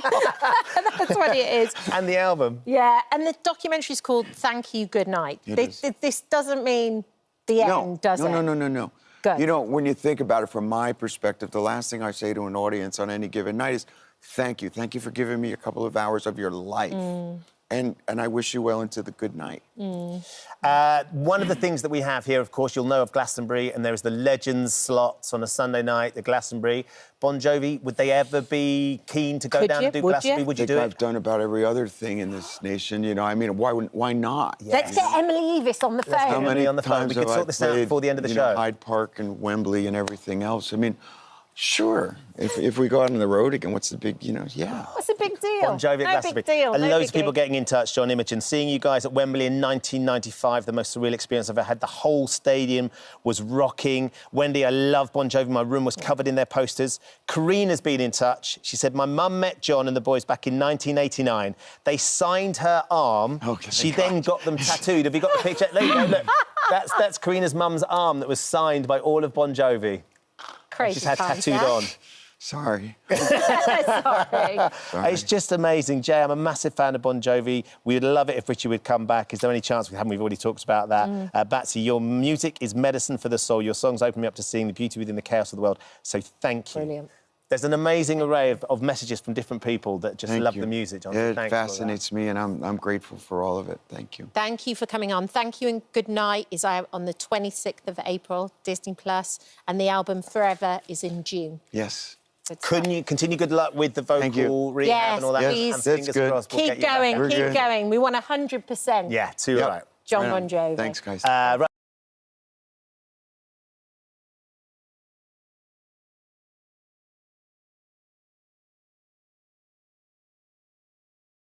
Sharon Marshall's inviting you to join her on a trip to Corrie now, where she knows the perfect place to grab a cup of tea and a breakfast balm and a soap legend. Today, But Mr. Cropper has a history of flouting the law and absconding. Well, David Nielsen, thank you so much for coming, and thank you for joining our Soap Legends series. It's 30 years next year. Yeah. Did you ever think you would be here for this long? It was 6 episodes to start with, but I did fancy. I thought I wouldn't mind 5 years of this. Because it was beautifully written, it was very funny, and he was brought in to stalk Deirdre, and he was like a Norman Bates character at the top of this house. Anyway, just give us a shout if you need out. Last door, top of the stairs. I'm usually here. Right back to the beginning, as you said, it was this thing of, is he benign or is he dangerous? It was creepy Cropper. And yes, he was in your face, and he stood too close, and you know, he just didn't quite get it. Forget this, I'll make other arrangements. Mr. Gilroy, where are you going? Mr. Gilroy! Mr. Gilroy!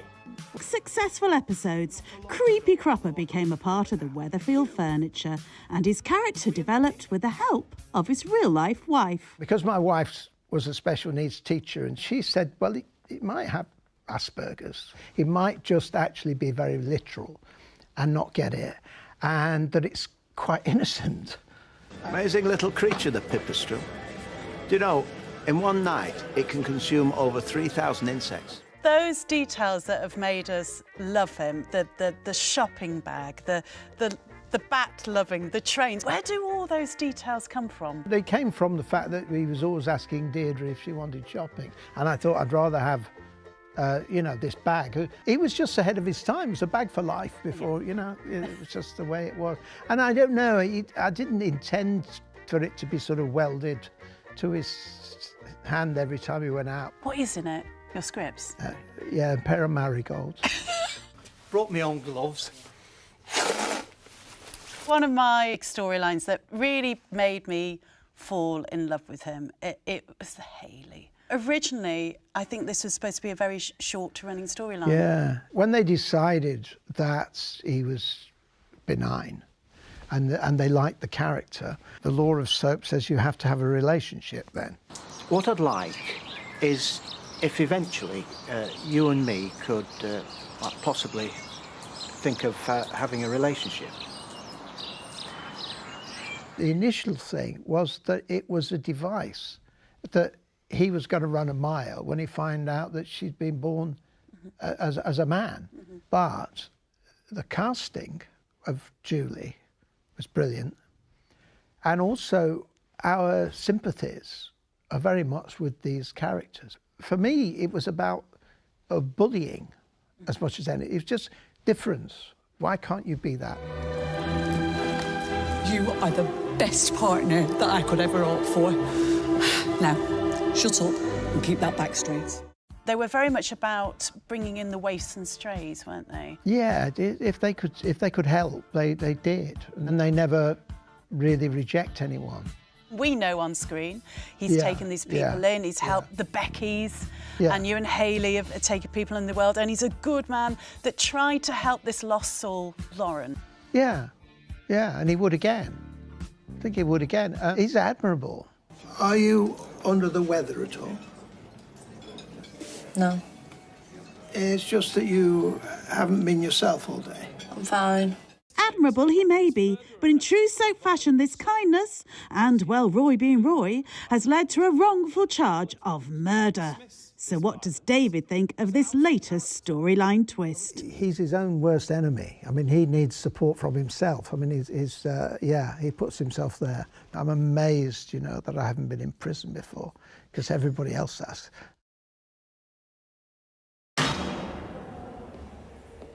Could you sum him up? How would you describe him? Anyone except he's his own man. He's his own man. And he can't be any other, that's the thing. It's not like he can't act being, you know, that's what he can't do. I love him, and he's been very good to me. Just shows, you know, people are all right, otherwise they wouldn't relate to a character who's essentially kind. There's a thing about, you know, be a bit more Roy. Cool dude, it seems.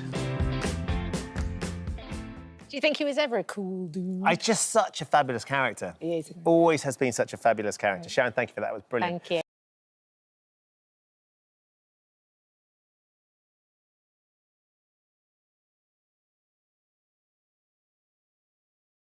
It's an absolute treat to have Sir Ian McKellen with us this morning. Thank you for coming in. He's made friends. Leek, tart and a lad. I mean, what more could you ask? And look how happy Buddy is, by the way, in your presence. And what's he going to be when he grows up? Well, he's training to work with people with autism. Autistic He's children. Yeah. So he's going to be a help for someone who has autism. And he'll live with them? He will live with them, yeah. He'll Isn't become it their companion. Really clever. Hey, Buddy. Yeah. Oh. Buddy. Very obedient. Oh, very, very obedient. Very clever. So you're currently on stage at the moment playing Falstaff. I can't be bothered talking to you when I got a new pal. Yeah. Should I just give do you up? have animals? Have you ever had animals? I've often lived with dogs, but I live on my own, so I can't have a dog, really. No. Do you miss having that companionship of an animal, though? No, but when I do meet a friendly dog, it's lovely, isn't it? Yeah. They are just so warm and generous with their spirit. Absolutely. You were on stage last night, Ian. I was. And I'll be on stage tonight. Tell us about the play that you're doing at the moment. Playing Falstaff. Well, it's by William Shakespeare. I've got a mouthful of leek. I know. That's Clodagh's fault. There's a glass of water there if you'd like to have a little rinse. And it's Henry IV, parts 1 and 2. That's right. He wrote 2 plays about the same characters, and our director, Robert Icke, has put them together, which is often done. OK. And so it's all collapsed a bit. It's a long evening. It's 3 hours, 20 minutes. Gosh. And I played the part of Falstaff, who is... well, he's not a very nice man, actually. He's a thug and a villain. East End. Yeah. And violent. But witty. And he takes under his wing the young prince, Harry. Nothing to do with the Prince Harry. No. That's... And he doesn't get on with his father very well, and Falstaff, my character, becomes a sort of substitute father and leads him astray, I'm afraid. Yeah. Great character to play, though. Wonderful. Absolutely. But, oh, baby boy, do you want to come and be in the play with me? Oh, Falstaff can't lead Buddy astray. No, absolutely No. So there we are. That's what I'm doing at the moment. Excellent, excellent. And you were also in Hamlet. That I know. you played. You were an 82-year-old Hamlet. Ridiculous. People can buy this on DVD, on Blu-ray. They can download it. But it was during the time of COVID, right? So you Yes, we were. Sean Matthias had the idea that I could play Hamlet.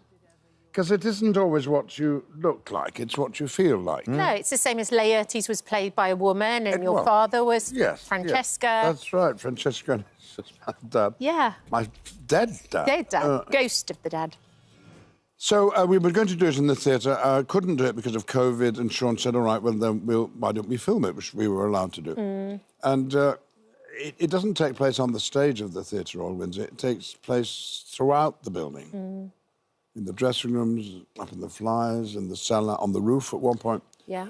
And it amazes me by being very, very clear, very exciting, very modern, it feels. Yes. And unlike any other Hamlet there's ever been. So if you know Hamlet well, this is a bit of a treat. If you don't know Hamlet well, I still think it works because it's a collapsed version. It's about 2 hours. And it races along. It's very exciting. It's like the play within a play aspect a little bit, almost, by being shot in the theatre. And it's just taken off. Yeah. And they lit Windsor Castle specifically for you as well. Well, the Prince, The Duke of Edinburgh? Prince Philip had just died. Duke of Edinburgh, yeah. So, Duke of Edinburgh. So they were in mourning and weren't lighting up the castle. And I thought that was a pity because we could have done with a bit of background of it looking like a castle. And, well, we inquired and word came through, yes, that would be all right. So they turned the lights on specially for us. You see, that's what happens if you're a Knight of the Realm. Do you think so? Ian, yes. Because they've knighted you, you're allowed to light up any of the castles you so choose. Well, thank you for telling me that, because I've often wondered what the point of a knighthood was, really. I think I may have just made that up, but you can have it if that helps it. Thank you, yes, so nothing surprised me more when I saw it and realised what had been in Sean's mind. Yeah. And although it's actually quite moving that there's this old geezer, me, speaking this young language and feeling and thinking young, it works. It's a fabulous watch. And I think you've said brilliant. this. People often come to Shakespeare to listen, not necessarily to look at what's happening, because the words are... Correct. Are and so... we are an audience. Yeah. Audio. Yeah. Viewers watch television. Yeah, quite. Yeah. Audiences go to the theatre. Serena, it's lovely to see you. Thank you for Lovely joining to us, see you. Thank you especially for when you've joining been us. so busy.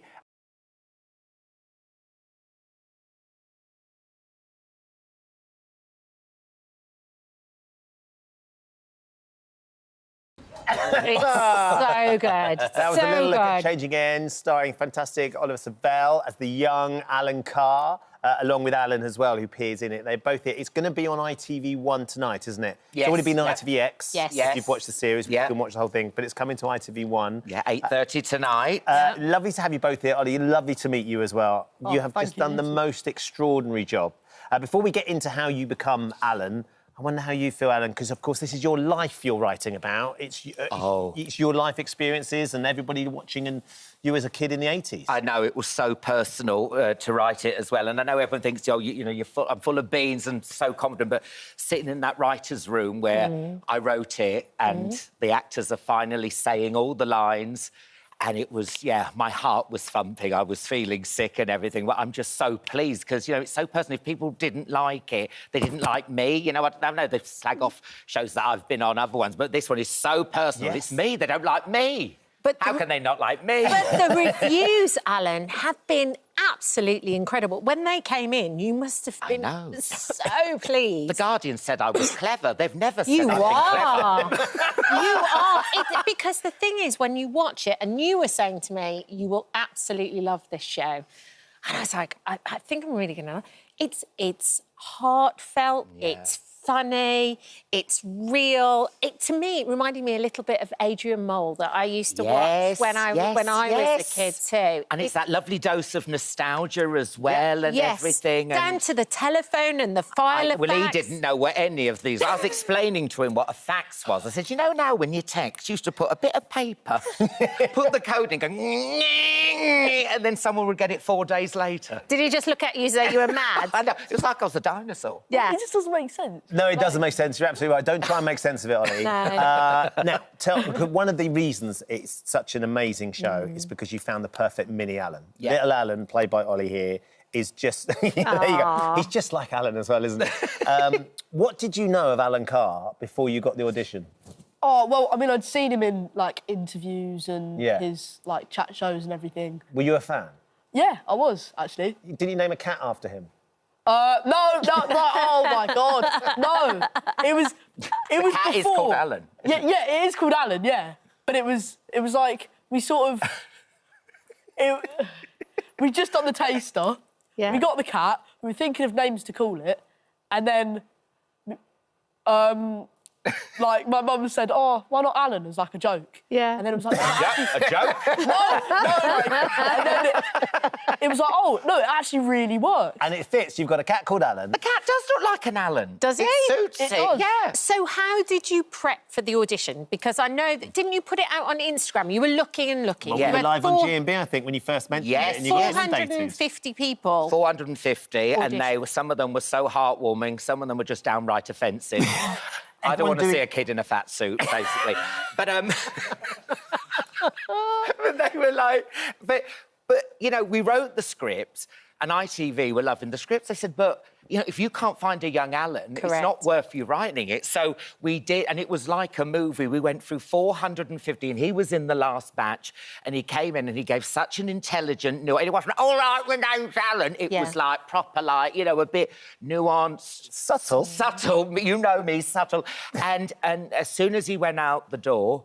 We just all did a jump for joy. We've got him. We have got him. So, Ollie, how do you do it? How do you become Alan? Where do you start? Well, it's like the teeth really help because it sort of helps you get into character. Which you never grew into. Can I just say, it is a bit insulting when I'm on set and I can hear, comedy teeth for Ollie. Can you get the comedy teeth? I'm like, yeah, well, you can take yours out. So, go on, you start with the teeth. And then it's sort of like, well, it can't be, because obviously... Alan's 11, so he wouldn't sound like he does now. No. He'd sound different. Yeah. So I sort of had to bring myself into the role a little bit, and obviously, still sound like him, but, sort of bring myself into it. So I sort of... I don't know how to describe it, but I just... Was there vowels particularly you'd lean on? Yeah, I had a dialect coach and he said Alan sort of spits out his words. Oh. Like, Did they no, She won't be working on series 2. So, God, can you give us... How did it... Could you, is it easy for me to say or is it hard for me to say, can you give us a little Alan? Well, I mean, I can like... Give us a go. Just, Go on, do it, love. What do you want me to say? No, because sometimes I'm sitting there on the set and he will struggle with, and I'll go, microwave. Is that the word to get you into it? That's how it is, Because sometimes he can't get it right, so I'm like, microwave. And you sing it a little bit as well. Yeah, it's sort of like, it's really hard to describe. The thing is, I think my voice is quite like an old lady's as well, so he's got a lot to deal with. A lot to deal. And having you on set as well, I like... If I was putting myself in your position, Ollie, that would be really difficult to have somebody on set that you're trying to do the little version of as well. That must be really difficult. Yeah, because I guess it's one of those things that could, like, go wrong. Yeah. Because you could, like... Good job I've got a thick skin, isn't it? But was it also for you, because there are moments in there where, as are in all the best comedies, where you laugh out loud, and then you also get really emotional. An achy heart sometimes Yeah. too. There must have been moments like that for the you. bit in there when you're talking about the final scene in episode 6, Yeah. I did burst into tears because it was just a bit too close to home, and his performance was just so magical. And then I was like, well, I'm getting choked up now, but I was like, oh, can you just give me a few minutes, because it was just... Yeah, it was just magical, and it just brought back a lot of stuff. And you know, when they asked me to write it, I wanted it to be pre-Watershed, because I want, if anyone's at school getting bullied or having a tough time, I want them to sit with their mum and dads and go, oh, I'm a bit different, my voice is a bit like this. Yeah. I don't feel like I'm like other people, so at least they can watch it and, you know, it can help them a bit, you know, and no, it does turn out all right. Yeah. Look, we're on this morning. What do your mum and dad make of it?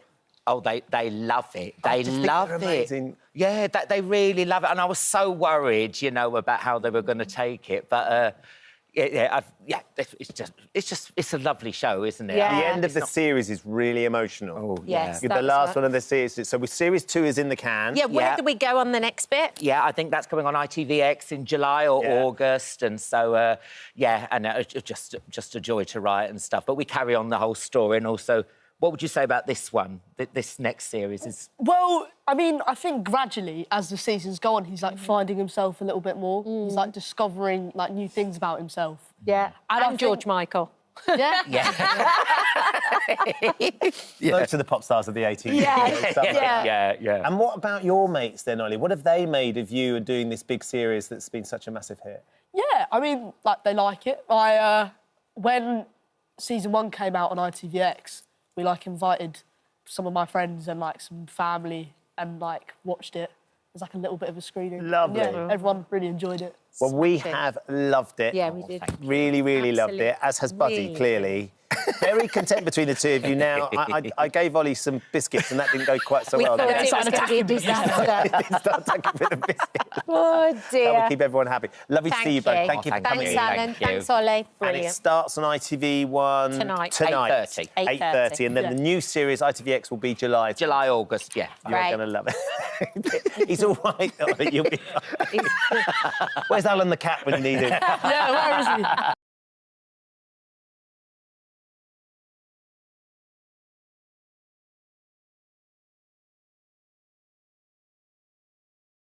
Very carried away. Chris has just sat down Like and ninjas. he's just given me the poster for this year's Carfest, because there's so many people. Just so on don't it. forget. So you don't forget the names. So good. It's like there's 27 bands. You know how? So we roll. Sam Ryder, Beverly Knight, Jake Richard Shears, Ashcroft, Ollie Hula Murs, Shaker, yes. Reeve. UB40. Yeah, Ollie Murs, UB40, Deacon Damien Blue. Lewis, Yeah, he was Johnny on H. the- Jazz. Furniture Great, the isn't it? Fundamentals. For 20 quid for a kid, come on. How on earth, so it's been going since 2011, Yeah. how on earth does it keep just getting bigger and better and more fun and Yeah. more value for money? You just for get families? really good people to not sleep for a year who are good at their jobs, and you just take all the credit. That's what you Well, do. because Emily Evis is kind of your Obi-Wan, isn't she? Yeah, so we started Carfest, like you say, we're 21 in, so we've done 21 of them. 21. So it's our 22nd this year. Every penny goes to charity, but you know that, and you've supported us loads over the years on this morning, so thank you, thank you, thank you. And, yeah, we did a few shows from Glastonbury for the BBC in the past, and I had breakfast with Emily and Nick Evis at the farm at Worthy Farm, and I said, you know, she said, how's the festival going? I said, it's going great, thanks. Any tips? She said, well, you know, you just to leave, you know, you sow all the seeds and then you water the seeds all year, and then at the weekend you just leave it, don't you? I went, no, I get really busy at the weekend. She said, no, just let it be at the weekend. And ever since I've done that, it's just better. Do you feel like you can enjoy it more because you're less frenetic? Yeah, it's like prepping for an exam. It's probably a good idea. Do you know what I mean? Yeah. Did you do much prep for your exams back in the day? No, I didn't, to be honest. But the anxiety of not doing that, you know, it's better to learn the language before. Because, you know, you have a few beers and you always think you can speak French, you can't. Yeah. You just... But you're willing to give it a go? It's drunken French, isn't it? Yeah, you're willing to give it a go. Yeah, and I've learned that organising the festival is probably the best way, but I'm so grateful. Like I say, 22 in, and, well, 22 this year. So. And is that first one, sorry, Kat, that first one, am I right in saying it was in Richard and Judy's back garden? Yeah. In Cornwall? Yeah. How did that happen? With Moira Stewart in a horse box. Of course it was. It was. Of course it was. And a Yorkshire pudding in an air fryer. Yeah. Go on, explain. Well, no, because so I wanted to do a family festival, and I wanted to call it Family Fest, but it was sort of too worthy for its own good. Yeah. I mean, that's what this has become. So Carfest is 7 festivals in one, and then at 4 o'clock every night, the bands kick off, right? So what happens is you get all these different things going on all day. You got like literally hundreds of acres, and you got Family Fest, Adventure Fest, you got Kids Fest, you got Retro Fest, you got Spa Fest, and now you got Star Fest. You know, so we have all this stuff going on all day, and then at 4 o'clock the bands kick in. And the best way to sell a ticket in the beginning, way back, was to sort of call it a car festival. Yeah. For loads of reasons, doesn't matter why, but it was. The people who love cars want to come along and see a car. Yeah, and they got families and stuff like this. So we get them to pay for the ticket, and the family get in for free, or the family has to put up with whoever's coming to the car festival. So then we put a load of stuff on for them, and that started growing, and now that's mostly that. We actually thought about changing the name, but really. Yeah, we thought, too like, I don't know. But it's become known as Carfest. Everybody knows what they're going to get. But it's about 20% cars and about 80% everything else. The cars are really important, and Martin, who runs the cars, and it's at Jodie Scheckter's farm, he was the Ferrari world champion. But it's loads of other stuff as well. Because it's also raising loads of money for amazing charity. It started off Children in Need, right? Yeah, so we did 100% Children in Need, and then we did 50% Children in Need. It's still 50% Children in Need. All the charities are on the website. They're all UK charities. They're all kids' charities apart from one, which is My Black Dog, which is for mental health, which is a text thing for mental health, which is all awesome. But every single penny we've ever made goes to charity. Which is almost 30 million now. It's 25 million in counting, so it'll be 26, 27 at the end of this year. But it works out about just over £1 million per festival. So it's just great, it's great. It's not, maybe we could push it for more, but we want more people. Look, we want it to be a win-win. So as many people can afford to come as possible. So a third of the tickets are bought by 4 kids, but it's 20 quid a day for it. Yeah. To come to this, 20 quid. With all of that on offer. Yeah. It's a brilliant, fun thing to do. Carfest.org. I'd love you to come. You're very When welcome. is it? The 23rd, It's August 25th bank holiday. August Bank holiday weekend. Do we get that off here? Do we get that off here? By the way, how is it going? It's amazing. It's so fun. Loving it. So you had your first run. Yeah.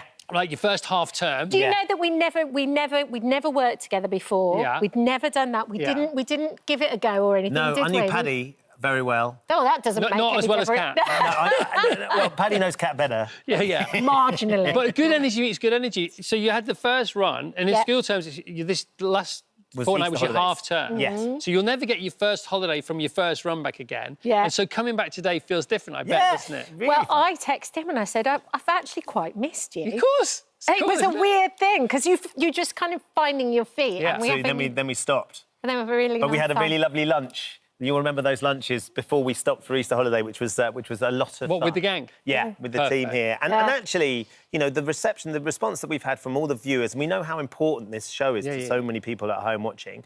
And, of course, we're learning the job on air. Yeah. But it's really similar to your Virgin Radio show as well, because I feel like on your show, you never know who's going to turn up. You never know what guest. It could be a therapist, it could be a professor, an author, an actor. And this is kind of a lovely recipe. A similar thing. Well, it's a bit like being life. I think a show like this is a bit like being a tennis player, right? Go on. In as much as you do it so much, you sort of don't need to train, because you're on for 2.5 hours a day, aren't you? you know what I mean? And so by the end of the week, you've done, what, 12 and a half? Yeah. Because you don't do Fridays, do you? No. So it's, what is it, 10 hours a week? Yeah, something like that, yeah. That's loads, isn't it? It is. So if Like you do telly. 1 hour a week, you know, then you've got to do 13 weeks to do what you do in a week. Yeah. So you're going to learn so much more so quickly. And that's why, same on The Big Breakfast, you know, 1 week in, we were 10 hours in. Yeah. You know, 3 months in, we were like nearly 100 hours in. And the wonderful thing, Chris, is it's 40 years, I think, broadcasting for you. Gabby's still working, you know, that whole Here's thing. the next 40. Yeah. So, I mean, 40 years. I used to listen to Chris when you were doing Too Much Gravy on Radio 1 on a Sunday afternoon. I'd be doing my homework. Yeah. And I would listen to you on the radio. That show ran for 6 weeks. Yeah, but I'd listen. I'd love it. I loved it. I remembered it distinctly. And were you all here for Saturday for Anton Deck? We weren't here. We'd been here a couple of weeks before. So when sort of Kat surprised the boys with what they were doing. But the scale of what they did, even the Saturday we were here, but last Saturday... Everybody's raving about that show. Yeah. I actually didn't see it, but I'm going to watch it. The scale of it it was up there. 20 years, by the way. By the way, can we just have a quick moment about the fact that you've left skid marks on our floor, on our studio floor? By the way, they're the right kind of skid marks. we need you to sign them, like you used to have to we sign need to the put them tip into by context, Ben, in case people can't see the car. No, you're very welcome. I see them there. So, do you know where this car came from? No. No. OK, so this car came from Anton Deck's last show. They were going to give it away, but they ran out of time. Well, should we give it away? So we're going to give it away now, is that what you're saying? No, that's where I got it from. They just said you can use this and pretend it's the Carfest car. Of course you can. Can you imagine if we just say back... Is it true you actually started Carfest because you weren't eating bread? Yeah, so I gave up bread for 40 days and 40 nights, but I love bread so much. Because if you're not doing, it's hard not. So your brain doesn't recognise the word not. So if you say I'm not going to do something, it ignores the word not and picks up on all the other words. So you've got to start doing something else, and then the bad habit falls away. Right. So I thought, well, let's organise a festival. Well, thank goodness you 21 did. And you still did you go back to the bread though? Yeah, of course. I love got back to the bread. I'm off the booze. Off the booze for a year. That's something else we need to talk about. Lovely to see you, Chris. Thank you very much. This is amazing.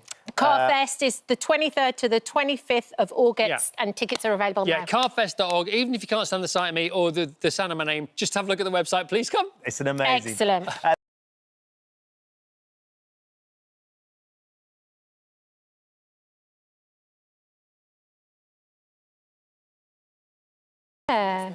Stacey's here with us. We're just thinking maybe Knits and Knitting could be another show you do down the line as well. I don't think there's any left, though, Ben. That's what I'm saying. I haven't seen them in years. Let's talk about Renovation Rescue, because it's a really lovely show, particularly the nature of what you do, Stacey, for these couples that have basically started trying to turn their homes around, and for one reason or another, it's not gone to plan. Do you know what? I feel really lucky to even be able to do shows like this, because I genuinely mean it when I say it's such a nice feeling being able to go in and see what we can do to help. I think first and foremost, even though a lot of these people have been let down so badly and they've spent a lot of money, which is just horrendous and heartbreaking, the worst side of it for me, from my experience of meeting all these different people, is that it actually really knocks their confidence and they blame themselves. Like, they feel like they were silly to not have recognised that they weren't paying enough or they weren't asking the right questions, but actually I think I know a little bit about DIY, the very bare basics, and I've still found myself in situations where I've gone with certain people and it hasn't been what I wanted. So it can happen to anyone. Yeah. But there's also, I don't want to, you know, there's incredible tradesmen out there and really brilliant people that are doing the right things as well. So I wouldn't want it to all seem very negative. But the thing about Renovation Rescue is trying to empower people, give them their confidence back, not only to find the right tradesman, but also to learn some of the DIY skills that they can learn so that they feel empowered to be able to, you know, if they were ever in that situation again, to be able to actually recognise it quicker, not spend as much money, do some things themselves and take that power back. That was the most important thing for us. Well, I think also after COVID, everybody's working on such tight budgets now, and people have said it's like their life savings. When you help Eric and Caroline in the first one, it's this real moment where they just don't know what to do. It's everything they've got, and you do pour everything you've got. What are you working for otherwise? You put it all into your life, into your home, into building this sort of, you know, the environment that makes you happy. That's what you're going out to work for. That's what you want to create. So when someone takes that life savings and all that effort and all that work and doesn't produce what you should have got, you're left in a situation where you feel vulnerable, you feel, you know, down. I remember walking in there and them saying to me, I just don't see it ever finishing, and I don't think we'll ever get that lack of hope. Suddenly it's gone, isn't it? And even the confidence to try and find somebody else to rectify what had happened is gone. They don't know who to trust in their house anymore. They don't feel safe. They feel sort of like a fear around it, and the house ends up becoming something, instead of being their dream home and this thing that they love and this environment they feel safe in, they feel scared in their own homes, which is just horrendous. Then in she comes with a power tool. Ready to go. Like, fixes up a sink. I can't take all the credit. Sorts it out. Because, I mean, you get fully involved. You plumb a sink in that episode. With help from an incredible builder, Aggie, a team of people. You know, there's so much I can do, and I'll sit there and I'll paint with them all, and we'll wallpaper, and I'll knock a wall down, and we will get stuck in. But there's also things that are beyond my limits, absolutely, and there's also things that I feel most people 100% need a tradesman for. You know, there is only so far you can go sometimes with these things before you need sign-off certificates. So I do as much as I can, and then that's why we really wanted Aggie, who is a professional builder, who has got all the expertise to go that next level further and teach you the DIY that even I would be scared of, which was fun to learn. Like plumbing in that sink, I was nervous to do. It was great. I've never done anything like that. Stuck in. Yeah, and I never thought it was accessible to me. I think a lot of the time we think that it's impossible unless you've studied it and you know everything about it. But actually, Aggie showed us that there are some basics, very basics in plumbing that you can do, that you wouldn't need to get the sort of £150 call out for. And that is what the show's about, basically, is giving people that knowledge and hopefully empowering people to feel like, if I can't afford it, or if, you know, I want to do this myself because I'm scared of letting people in, I absolutely can. Give it a go. Yeah. Where does your sort of experience come from, though, Stace? Was it with your family, was it your man, or was it your mum who used to go, right, come on, we're going to put these shelves up? I always say my family is my biggest privilege. I was really lucky as a kid. My mum and dad were both, like, really big believers in being independent. And because of how we grew up and where we grew up, my dad would always say to us, you never know if you're going to have the money to be able to hire somebody to do these things. You need to learn it. You need to know how to do it. You don't want to be stuck somewhere without, you know, with a leaky pipe or whatever it is. So he did teach us the bare basics of nearly everything. We were very, very lucky in that sense in our childhood. Thanks, Dad. I mean, he gets on my nerves, Dave, but he's the best dad. So the power tools at your house, they're yours or they're Joe's? Does Joe get involved? Let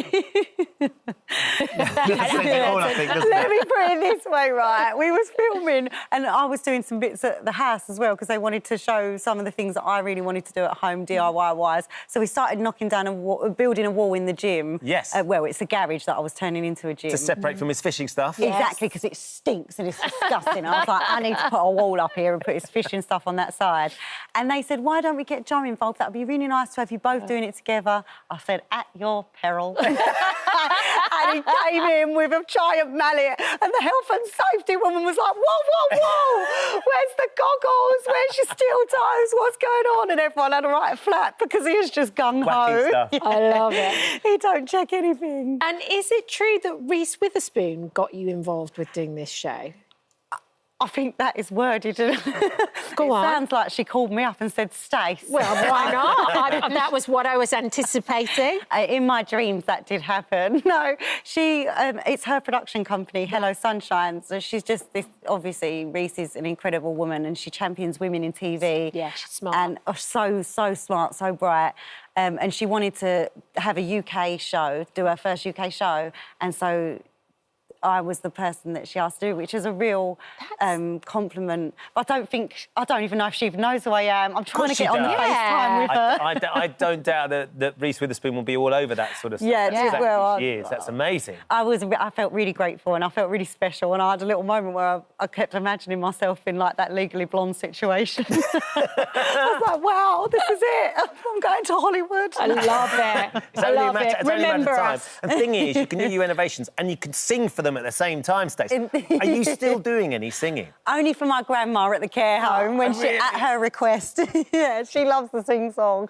Do you know what, Ben? I love singing, but I love singing with no pressure, with no sort of like worry or fear that if someone's going to like it or not. I just love doing it for me. So I sing for my family, and whenever they wheel me out, I'm like one of them ones. You know when your dad goes, my daughter can sing, she'll sing. They wheel me out on special occasions and I do it, yeah. But you must feel as though you've come so so far from that, though. When I see, like, watch your Instagram and I see what you're doing and what you're accomplishing, it's... I feel exactly the same. Yeah. It's weird, because I do feel like the other day I was thinking about X Factor and what an incredible experience that was, and how I never even imagined going any further than that. Like, I remember saying to my mum, Mum, if this is it, great. I've had a great time. Yeah, isn't it good? Like, Yeah. it was so incredible. I just never imagined myself even to have that experience. So to think that was 15 years ago blows my mind. Amazing. It blows my mind. I never thought I'd still have a job or be working in anything like this. So I feel really lucky, really grateful. And I know people say it's not luck, but it is. It is. Look, I work really hard and I'll give my everything to any opportunity that's given to me, but I'm lucky to even get those opportunities in the first place. So I just, every day I just feel really... You can make your own luck as well, Yeah, though, you Stace. do a fantastic job. Thrilled There's a that reason you are still why. very busy, because we love it. Renovation Rescue, Friday, Channel 9 4. o'clock. Channel 4, you're going to love Wednesday, it. 9 Is it o'clock. Wednesday? Sorry, I not think Friday. Wednesday. Come on, Is it Wednesday? Wednesday, I think. It's Wednesday. I think It's Wednesday. Yes, it is. It says it right. Yeah, there. Wednesday, I just 9 can't read my o'clock. writing. Wednesday, then you can watch it on catch-up on Friday if you like. Watch it whenever you Watch it want, but twice. watch it. Thank Love you, you. Susan. Thank you for coming. Thanks for having me.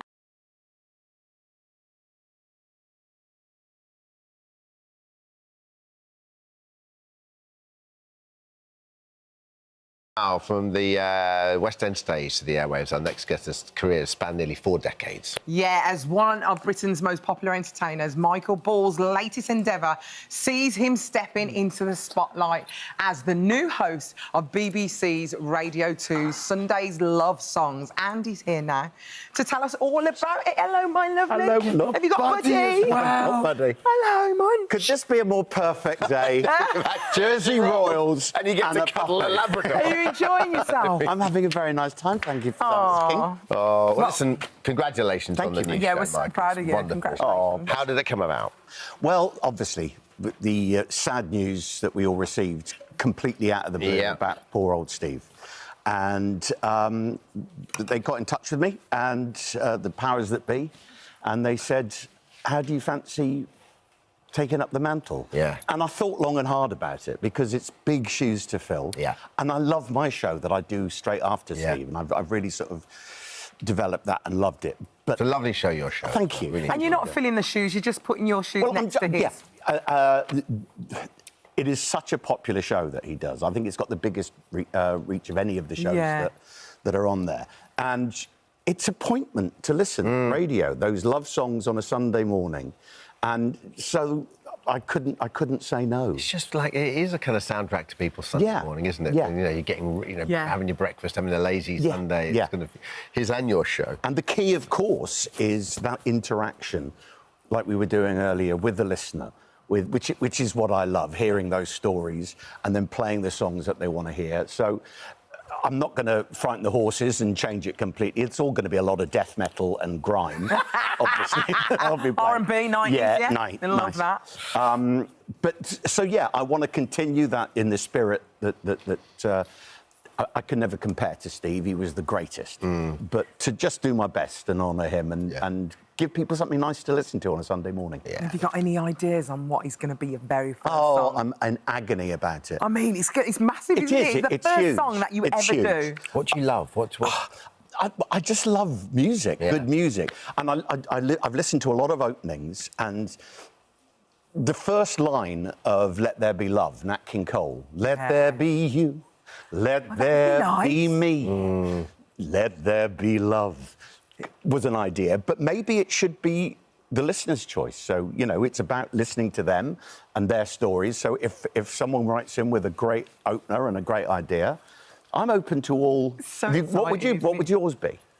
Oh, that's a good question. My mum loved Barbra Streisand, and I still does. Me too. It would probably have to be something from Babs. OK, Woman in Love, Evergreen. Yeah.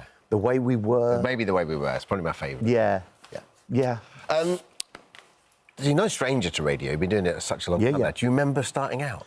The first show that they got me doing, I was a stand-in for David Jacobs when he had an afternoon show. Wasn't he? A lovely How long did you do that for? I just did it for a week. It was kind of like a trial. Yeah. And I was rubbish. I mean, properly didn't get it at all. But it was Terry Wogan, in fact, that suggested, you know, there's something that I think, give him time and help, he could probably be really quite Everyone's used got to to it. learn somewhere, And you know as well, you touched on something there, and it's the loveliest thing about working at Radio 2 is all that old guard, nothing but supportive. Yeah. That's why when Steve passed, it genuinely felt like a family member. And Steve would never turn up to social dues. He was a really private guy, but he was nothing other than supportive for everyone. Wasn't he? Yeah, and he would always, when I was in the studio, he'd come in and go, "Got a song for you, Mike." Yeah. And he'd play, "Got an idea for a new TV show for you." He was always thinking like that. Yeah, his mind was dancing, wasn't it? And I loved all I mean, because of David Jacobs, I had the most embarrassing moment I've ever had on a radio show. I just started doing the morning show. And, you've got to get to the news bang on time. There's no way you could. So I played the last record. We had 1.5 minutes of dead air. So I'm thinking, what am I going to do? And they said, throw forward to what's coming up.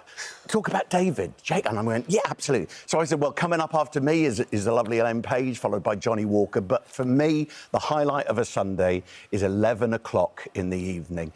I love listening to the wonderful David Jacobs. There's nothing better than lying back in a hot bath and letting David relax me off. And that's my reaction. And as I said, I went, what have I just said? Relax me off. Brilliant. The whole of the studio disappeared, so I couldn't see them. We had 1 minute to fill. It was just me hysterical. Through to the news. The newsreader couldn't read because they were laughing so much. That's why I love live radio. We've got so little time. But just a quick one. I mean, tell us a little about Les Mis and getting out on the road. Yeah. Got another call from... We did the Les Mis concert version in the West End. So good. And it was phenomenal. Me and Alfie back together playing these roles. Me playing Javert as opposed to the 22-year-old Marius, which I don't quite understand. So he's doing, coming up to the 40th anniversary, which I can't believe of Les Mis, an arena tour around the world, and asked if with Alfie would do a bit of the English leg, the British leg, I should say. We started in Northern Ireland.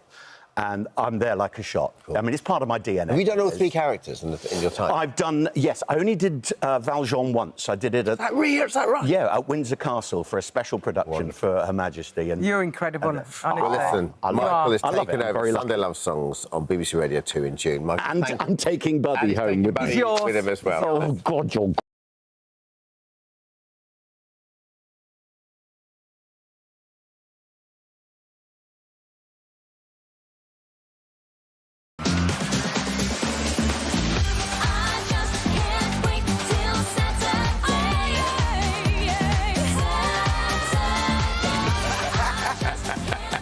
That is not an HR issue. We are going legal on that logo. That logo is plagiarism. We haven't looked at that logo again. Where is it? No. I think it works. Takeaway. So this is the show that's happening after I'll be honest with the you. last episode of What? God, how quick can you move on? Hey, buddy. Welcome back, everybody. Look at this incredible stage, all because after 20 years of lighting up the screens with laughs, legendary guests and wonderful ludicrous pranks, Saturday Night Takeaway is coming to an end for now. Yes, as the team prepares for their final epic 2-hour episode tomorrow night, we thought we'd crash rehearsals and see how these guys are getting on. We brought Buddy for you as well. Hope you don't mind. We haven't seen Buddy since week 1 when he came back. Look at him. Look how big he is. Nasty chaps, thank you. Because honestly, the I'm a Celebrity Get Me Out of It was genuinely one of our favourite morning. And it went out last week. You too. We loved it. So great. We absolutely loved it. I still wouldn't wear that Sunderland merch, though, would I? You wouldn't. Even though you did plunk the scarf around my neck. I thought he was going to do it. Which is now a meme. I thought you were going to do it. Yeah, it is, which is not good. So where do you even start to prepare for the last show? Like, It's quite a big one. Oh, buddy. Buddy. It's You've really got that dog under control. Well done. You've really trained him well. Well trained fella. It's a big one to start with. We all sat down at the beginning of the series or before the season even started, and we kind of go, so, okay, we know what we're going to do during the series, but how do we end this thing? How do we do it? And I think we kind of came to the conclusion that the best way is to have a look back over the 20 years of being on air, or the 22 years of being on air for the 20 series. Yeah.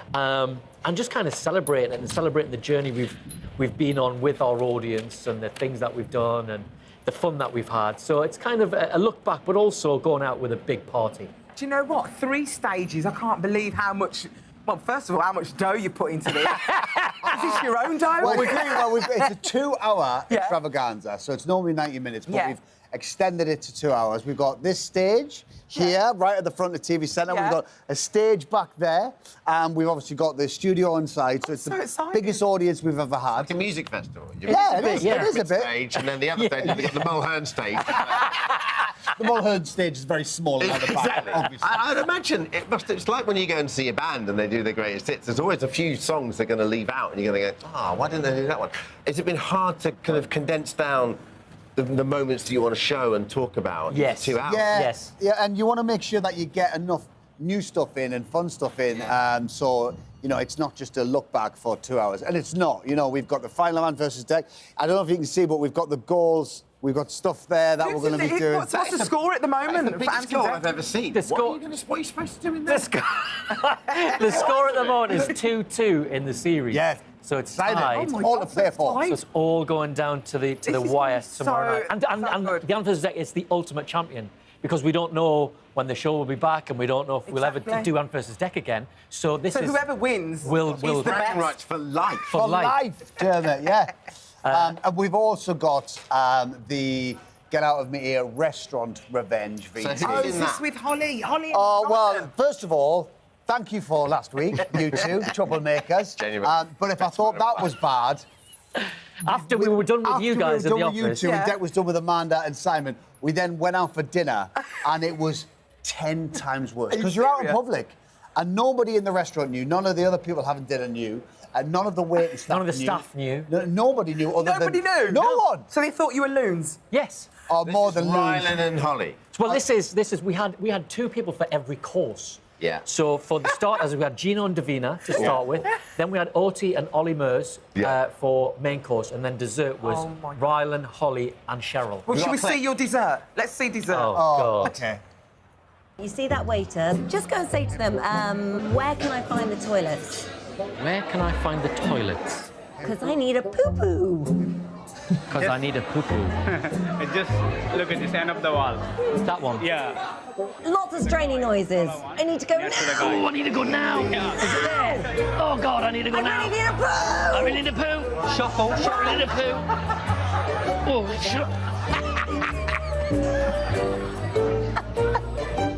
Anthony. Shut up, Rylan. Stand up. Stand up. At the top of your voice. I miss my best friend. I miss my best friend! Cringe. Nobody found it funny. No. Oh, there was loads of stuff we done and nobody found it funny. We just come across as really annoying celebrities in a restaurant. Yeah. And you see loads of people just rolling their eyes, going, Well, like shouting for our food to come earlier. Take a picture of him. Yeah. Send this to the papers.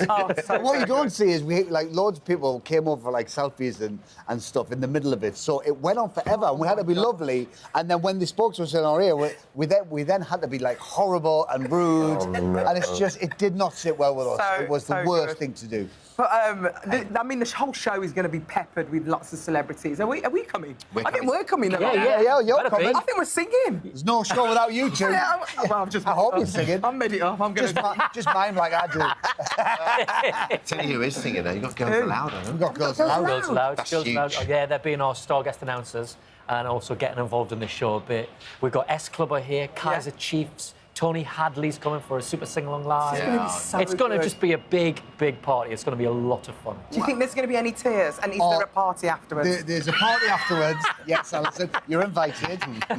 And I'm sure there will be tears, yeah. It's been quite hard this week, knowing it's the final week, rehearsals and stuff, and script meetings and everything.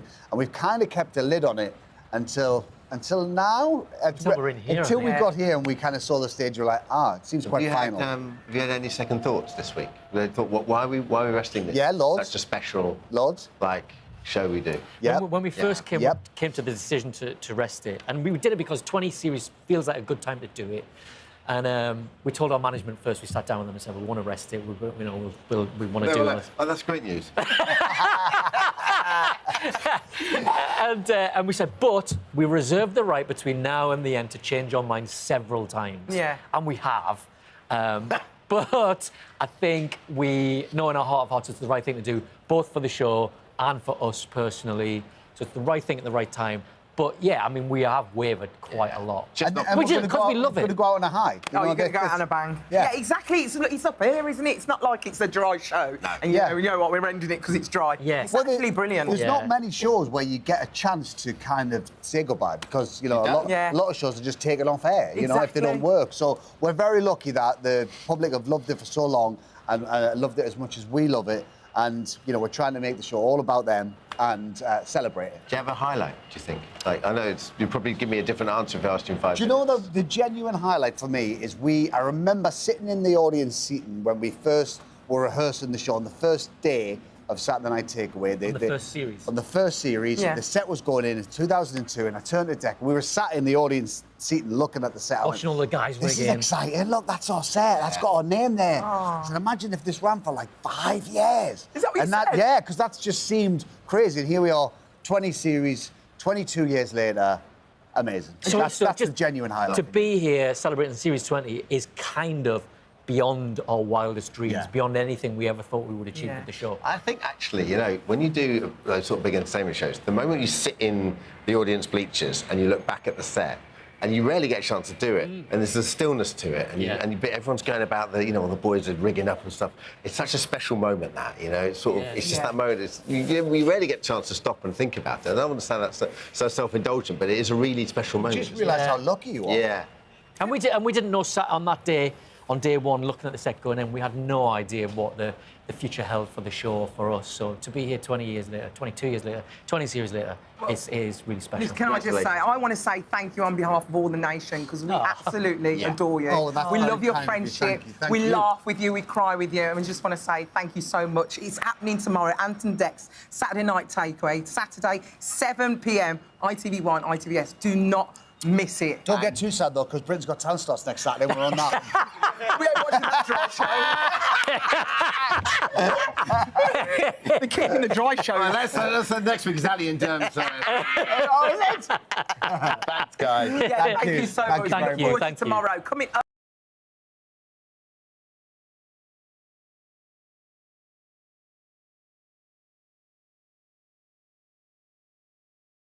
We got there in the end. And ahead of tonight's penultimate episode, joined by this year's Apprentice Final 5, Trey, Flo, Phil, Paul and Rachel. Oh, welcome to all of you. Now, of course, we couldn't talk to them without Lord Sugar's right-hand man, Tim Campbell. So good to see you as well, Tim. Hey, Tim. You've got all official now that these guys are... I've got to get into the mode. Just putting the scary face on. It's the final stages now. You've changed. You've all weird. They bring it out with me. Lows when you were that. We know he's nice. We know he's nice. He's gone into the boardroom. It's good fun. It's good fun. Trey, let's start with you. Yep. I mean, you say you're the oldest of the bunch. You don't look at the oldest of the bunch.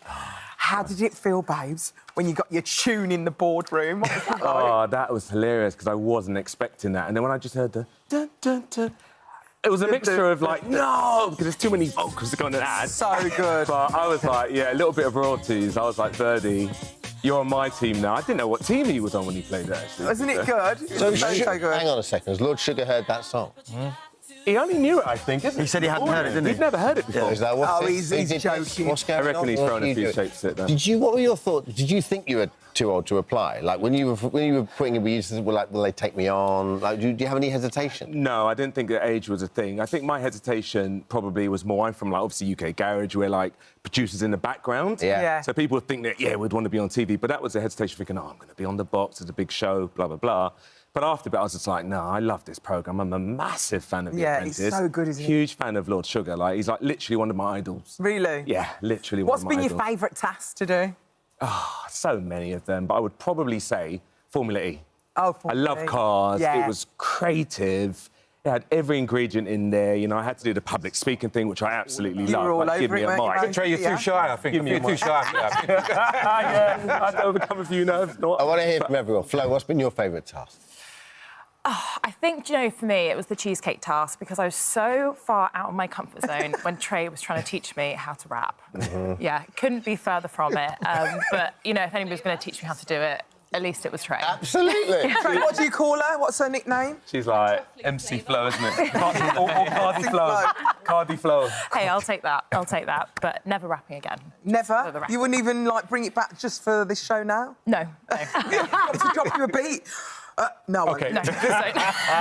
So how important is that to get the guys out of their comfort zones when it comes to these tasks? I think all the way through it, because you'll see there's such a variety of tasks. Lord Sugar's really looking for individuals who have that flexibility, but also understanding in order to win, you have to work as a collaborative team.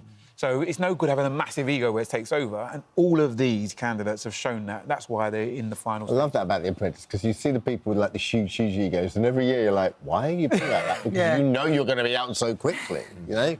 I mean, what's so incredible is you're all very successful in your own right, and Phil, you've obviously got a pie company. I was wondering, did you bring me any pies? No, I'm sorry, Alison, I didn't. I should have. You know what, that's normally normally my best currency. Pies get me everywhere, but I'm sorry, I didn't bring them.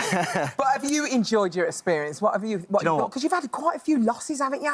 Did you have to mention that, Alison? Sorry. What I was going to say, although you've had losses, you've climbed back out and you're still there. It was all about resilience. It was week in, week out, I was getting losses. And do you know what? I actually really enjoyed the boardroom. I think I had about 27 boardrooms in the end, but the CAF is really brutal. It's horrible. We have to sit like this to each other and tell each other what they've done wrong, and they tell you what they've done wrong, and that's the worst part. But do you know what? The process itself was absolutely fantastic. Met some unbelievable people and the thing really is, you must like each other now. It must be so difficult when you've got to do that. That is hard. I mean, obviously we become friends. You know, you spend a lot of time. We don't have our phones, so we spend a lot of time actually engaging with people, getting to know each other and their families. And then you sit in the boardroom and you've got to throw them under the bus. You know, that's just part of the game. And yeah, but it's fantastic. Yeah. But do you have to throw them under the bus? Do you think you look down when someone has that kind of survivalist kind of, you know, as long as I get out of it, you know, like you said, you want team players, right? It's a really difficult balance because Lord Sugar really respects people who are honest, so people put up their hands and admit when they've made mistakes, but he also doesn't like people who flip-flop when he wants a direct answer. Yeah. So he's like, who was responsible for this? And then people try and be diplomatic in the beginning, like, well, it could have been this. He's like, tell me the truth. So he really advocates people just being honest and direct. I never forget we did a little film with him for the NTAs, and the whole thing was when The Apprentice first started or whatever. And I went in and he went, what do you want me to do then? And I explained exactly what I wanted him to do, and he went, no, we're not going to do like that. And then repeated to me, pretty much word for word, what I just said to him. That's how we're going to do it. And I was like... That sounds familiar. All right. That sounds familiar. Paul, so what's this about Paul doing a bit of body popping? Okay. Well, moves. Come on, you can do it. Well, my day-to-day job is obviously I'm a dentist honing in on restorative aesthetic cosmetic, but I can body pop. Do you want me to show you? Yeah. Are you going to drop me a beat? Lewis, director up there. All right. Dem, are you going to join me, or we might do it solo? You ready? Join him. No pressure. That's all right. It's not too bad. It's not too bad. The architect. More royalties. Do you know what? I'm not going to lie, though. Donning that blue morph suit, that was probably the most fun I had. Because we genuinely thought when we did it as well that we created probably the best thing that's ever happened on The Apprentice. But when we went to the boardroom, it was a completely different story. It always is. Brilliant. Have you kept the suit, though? I've kept the suit, yeah. I was going to bring it on today. No, you can keep that one, keep that one. Right, so how much fun have you had on the show? Have you enjoyed it? So much fun. I think at the time, you're probably not thinking that. It is a very stressful environment to be in, but I remember being in Budapest. I had this massive horn in my mouth, and I was just... a horn in your mouth? No. I had a horn in my face, and I was just doing this boat tour in a city I'd never been to, on this river, the sun was shining, and Trey, Nora and I were just shouting at these poor people who'd paid quite a lot of money to be on this trip, and they were just having the best time, and so were we. And I think it's moments like that that you'll always have, even though it is a very stressful and, crazy thing to go do. Is it nice living together? Because I know you all live together as well. Is it difficult? Because obviously these are your competition. Is it hard? Do you know what? In the house, we're all so respectful of each other. I think you guys see the boardroom and it getting really tense, but then when we're back in the house, it is such a respectful environment and everyone got on so well. And I think as the house got smaller, we all kind of got closer because it started with, I think there was 17 of us at the beginning, and then obviously ended up with, quite a small amount of us. So I think, yeah, you do become really close. I guess by the time you get home, you're so exhausted as well. So, All yeah, you want to do exactly. is just get your trackies on and just have a chat and relax, right? Oh, and yeah, and the thing is, you've got no distractions. You haven't got your phone. You've got So good, to you make talked about earlier on conversation. about obviously kids and screen time, but has that been healthy for you guys as well? Less stressful. Unbelievable. Absolutely, It actually opens your mind to, proper conversations and real connections. It's actually taught me, like, the phones are really bad. So, have you not got your phones now? Oh, no, we have them now. Oh, you've got them. This is what we film. Speak to each other. Is one of these actual winner now? Do they know one? Well, who's the winner? after tonight's show, you'll find out who's going to be So in the one of final. you is a winner. is it going to be another woman? Because obviously for the last 5 years, it's been a So, woman. Alison, what you're going to have to do, Alison, I know you're desperate to find out. You're going to have to watch and then watch next week to see what happens. But tonight at 9 o'clock, you can watch to see how these individuals get on with Lord Sugar's most trusted advisor. What do you think, Tim, is the secret of this show's longevity? Because every year it rates so well and people engage with it so well, and also like people get so much success out of it. I think a huge part is Lord Sugar himself. He's such a formidable character who's actually voluntarily going to support the next generation of entrepreneurs, and that's a great thing, I think. We often talk about the American dream, but he epitomises the British dream, and he's giving another person the opportunity to follow in his steps. I think also there's some classic tasks, like we talk about the interview stage, there's the shopping channel that they would have seen before, and other things like that. But it was also keeping relevant with the Formula E elements, making sure there's up-to-date artificial intelligence. So I think there's bits we love and bits that we're very familiar, and obviously the car crashes in the boardroom. Good luck to everyone. All right, Good luck. Thank you. 9 o'clock on BBC One and iPlayer. Lucy.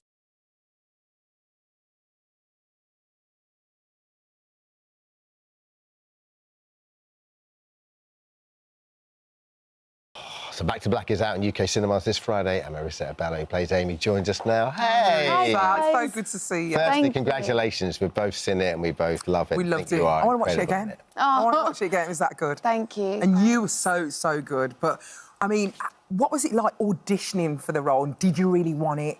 And when you got it, how did that feel? It was weird, actually. I mean, it wasn't one of those jobs where I was like, I have to get this, even though it was sort of objectively probably the biggest thing I'd ever auditioned for, because it's not the kind of part that you want if you're not going to do a good job. Like, I wanted to really make sure that I was the best person for them to play this part if I was going to get it, because you just don't want to be that exposed if it's not right, you know? Yeah. So I did a lot of research even before auditioning, just into, I thought I wanted to find Amy, the girl, the person, because you can't really play an icon, you know? You have to play a human being. Who is she? Yeah, What's she exactly. about? Yeah. If I'm honest, that's what I love about the film. It's about her addiction to love as much as anything else. Yeah, you know? definitely. And just how she goes through those stages of her life. Yeah. But the love, and specifically the love for Blake and the love for music, are the two great sort of love affairs. And I Totally. suppose the three great love Yeah, affairs of I love. think that what I found in a lot of the research that I was doing was that she had this sort of insatiable appetite for a lot of things in life, whether it was like music and those references, or love, or a dependency on whether it's relationships or other things. But there was this appetite that was just completely like a well that she could just constantly feed.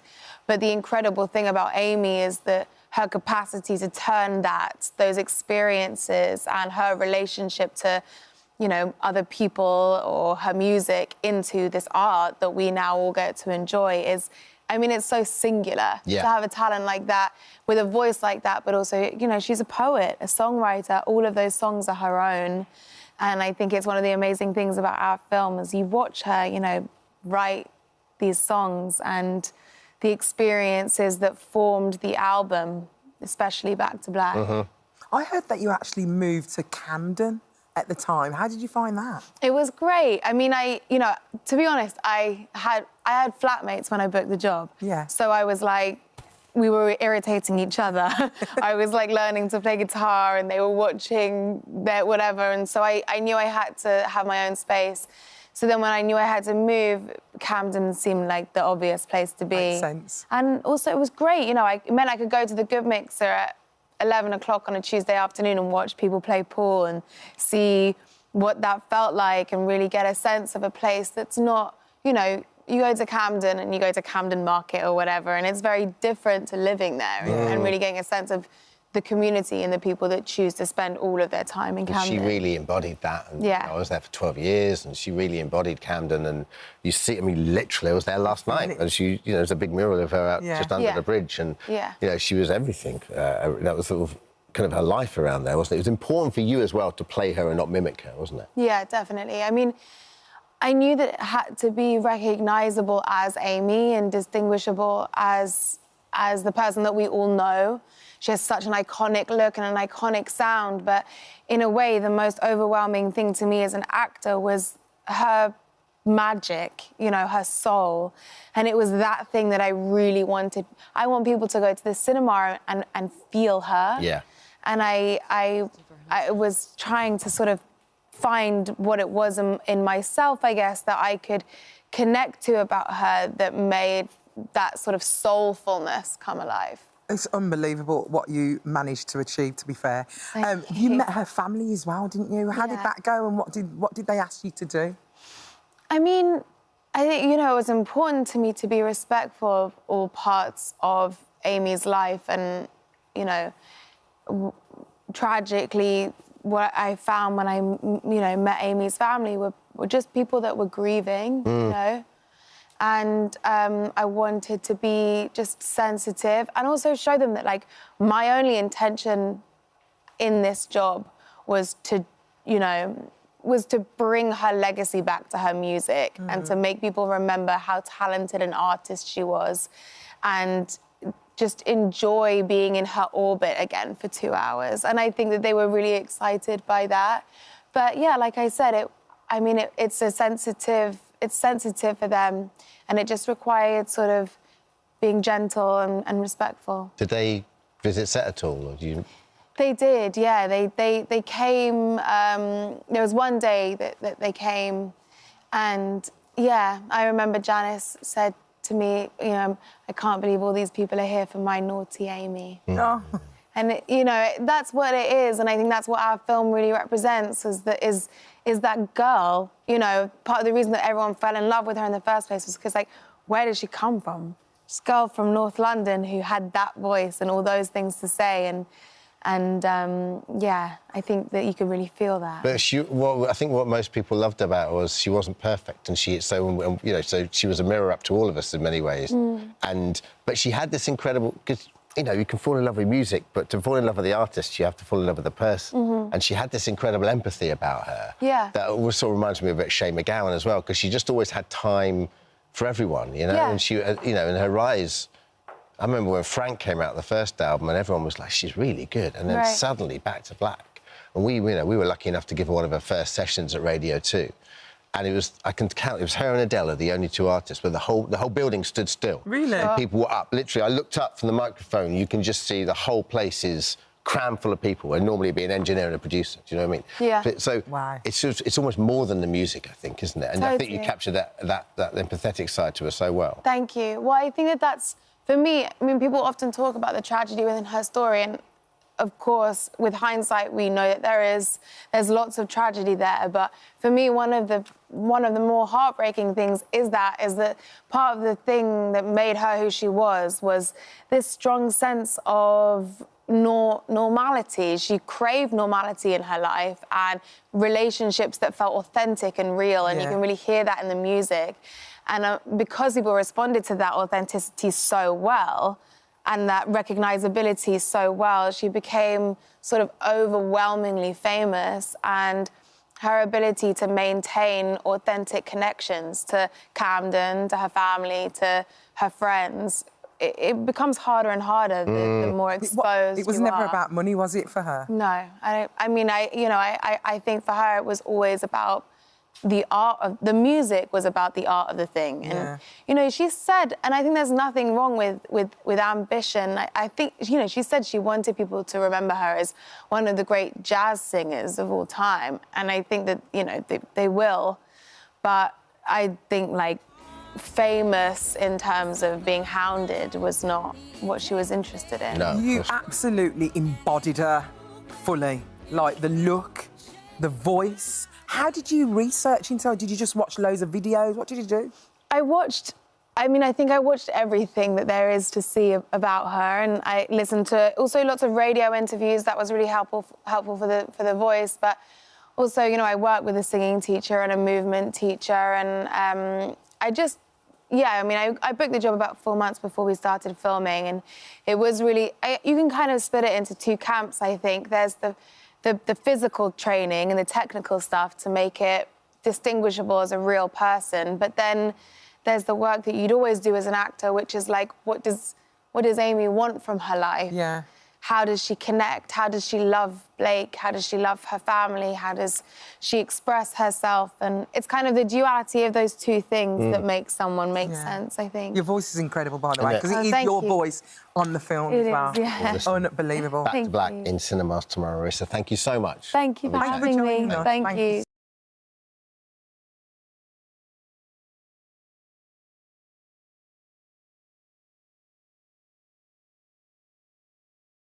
Powerful Looks stuff. incredible. Joined now by the author Heather Morris and Melanie Lynskey, who plays Heather in the drama. Welcome to both of you. Yeah, welcome. Thanks for coming. us. Heather, Wonderful. let's start with you. Series is based on the best-selling book, your book of the first name. So where did you and how did you first meet Lali?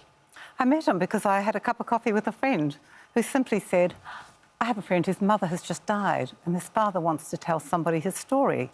That person can't be Jewish. You're not Jewish. Do you want to meet him? Oh, sure. I like meeting people. And I met him the next week. That was in December 2003. So nobody say this is an overnight success. No. No. It's a long time I guess ago. my question is, so were you looking to write at the time? No, not at all. Not at all. I had a perfectly good career. I was fine. He wanted to talk to somebody. And you wanted to talk to someone that wasn't Jewish? That wasn't Jewish, who would listen. Because of you're one stage detached or removed from... Yeah. Okay. There could not be a Jewish person alive, he said, who didn't have baggage and did not have their own story. And how can they tell my story when they've got their own? Yeah. Very clear on that. So what did you do then? What was your... Because your initial take was to write a screenplay, correct? Yes, because I didn't know how to write a book. Yeah. Yeah. And then what happened? Because you didn't write a screenplay, you wrote a book. Well, yes, I wrote the screenplay and it was even optioned in Melbourne with an attempt to try and make it into a feature film. And Lali was involved with that production company. It was wonderful. Yeah. But, of course, it didn't get up, as so many do, as you probably know. And it was only, I think in 2016, when I was visiting my brother and sister-in-law in San Diego, that my sister-in-law said to me, oh, for goodness sake, write the thing as a book and get on with it. She was tired of me complaining. Yeah. I gave it a go.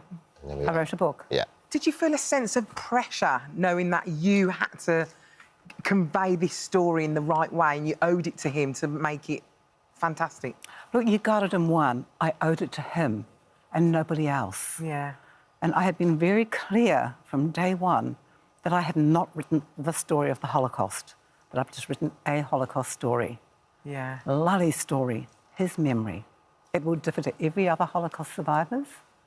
And so when the facts didn't always meet up with what he was telling me, and if it wasn't significant, I went with his memory.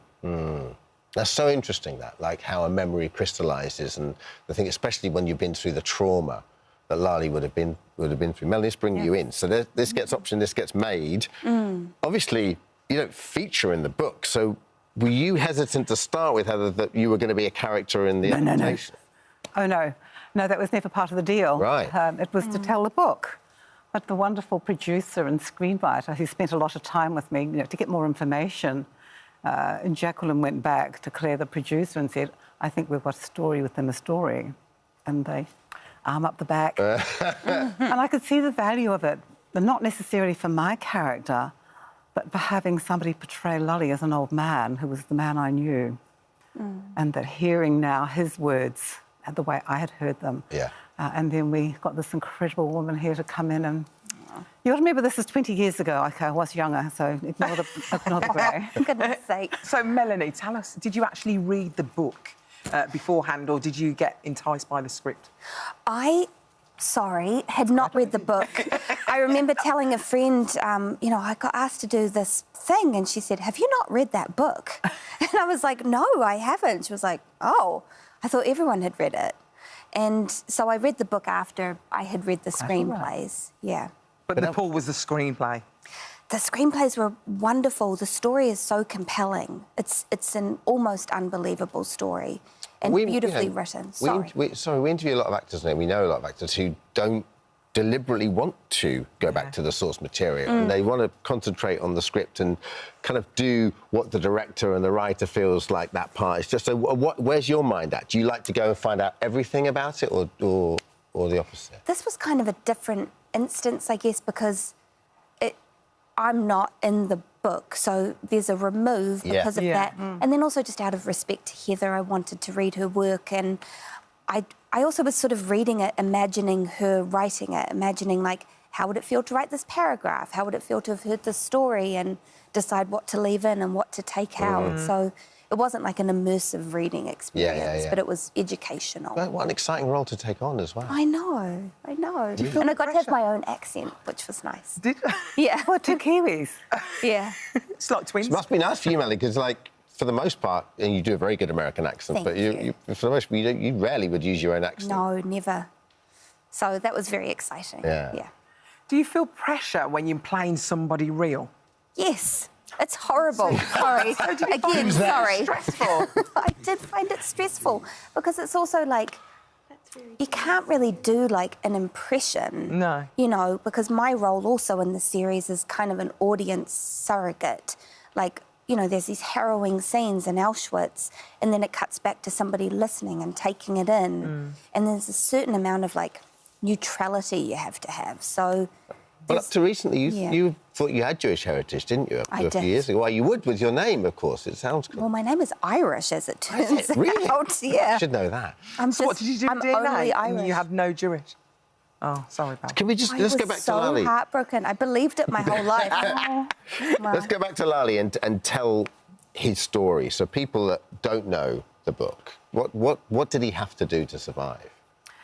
He made the decision when offered the role. He called it numbering, by the way, not tattooing, but I thought that would be too complicated to keep with that phrase. He wanted to live. He was offered an opportunity to have this role, numbering the prisoners as they came in, and he took it.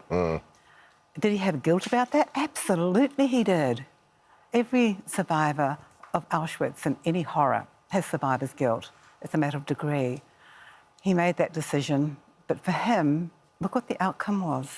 I mean, and to be fair, I guess it wasn't a decision, because the decision was you either do this or you die. Pretty much, yes. But he apologised every time he did it to people, didn't he? Yes, and I know that for a fact. Oh, look, I'll do this briefly. I was actually in Auschwitz there one day, and there was a camp, a whole lot of kids from a school in Florida, and they were off to the side from me, and they had some rabbis there talking to them about where they were. And one of the rabbis said that before they left Florida to come to Auschwitz, he went and saw 2 women in his congregation who had been here. And at that point, my ears pricked up, and he said, I asked them, what do you remember about being tattooed? Was it painful? And in unison, these 2 women said, as if he'd given them the question ahead, I don't remember if it hurt. What I remember is the man who kept saying, I'm sorry, I'm sorry. They don't know that I was sitting there listening to that, being told to these things. Wow. What do you want people to take from this? How important is it that the Holocaust lives on in our memory and we keep learning from it? I want people to watch these episodes, and you may not enjoy them. That's not a word we can use, is it? Yeah. But when the episode ends, feel something. Just feel something. Anger, frustration, love, hurt, whatever. It's going to make you feel something. Well, thank you, Heather. Thanks, Thank you so Melanie, much. as well. Thank you, The Tattoos Melanie. Basket airs on Thursday, the 2nd of May on Sky Atlantic and on Now. The book is available to buy now. Thank you. Lovely. It's time to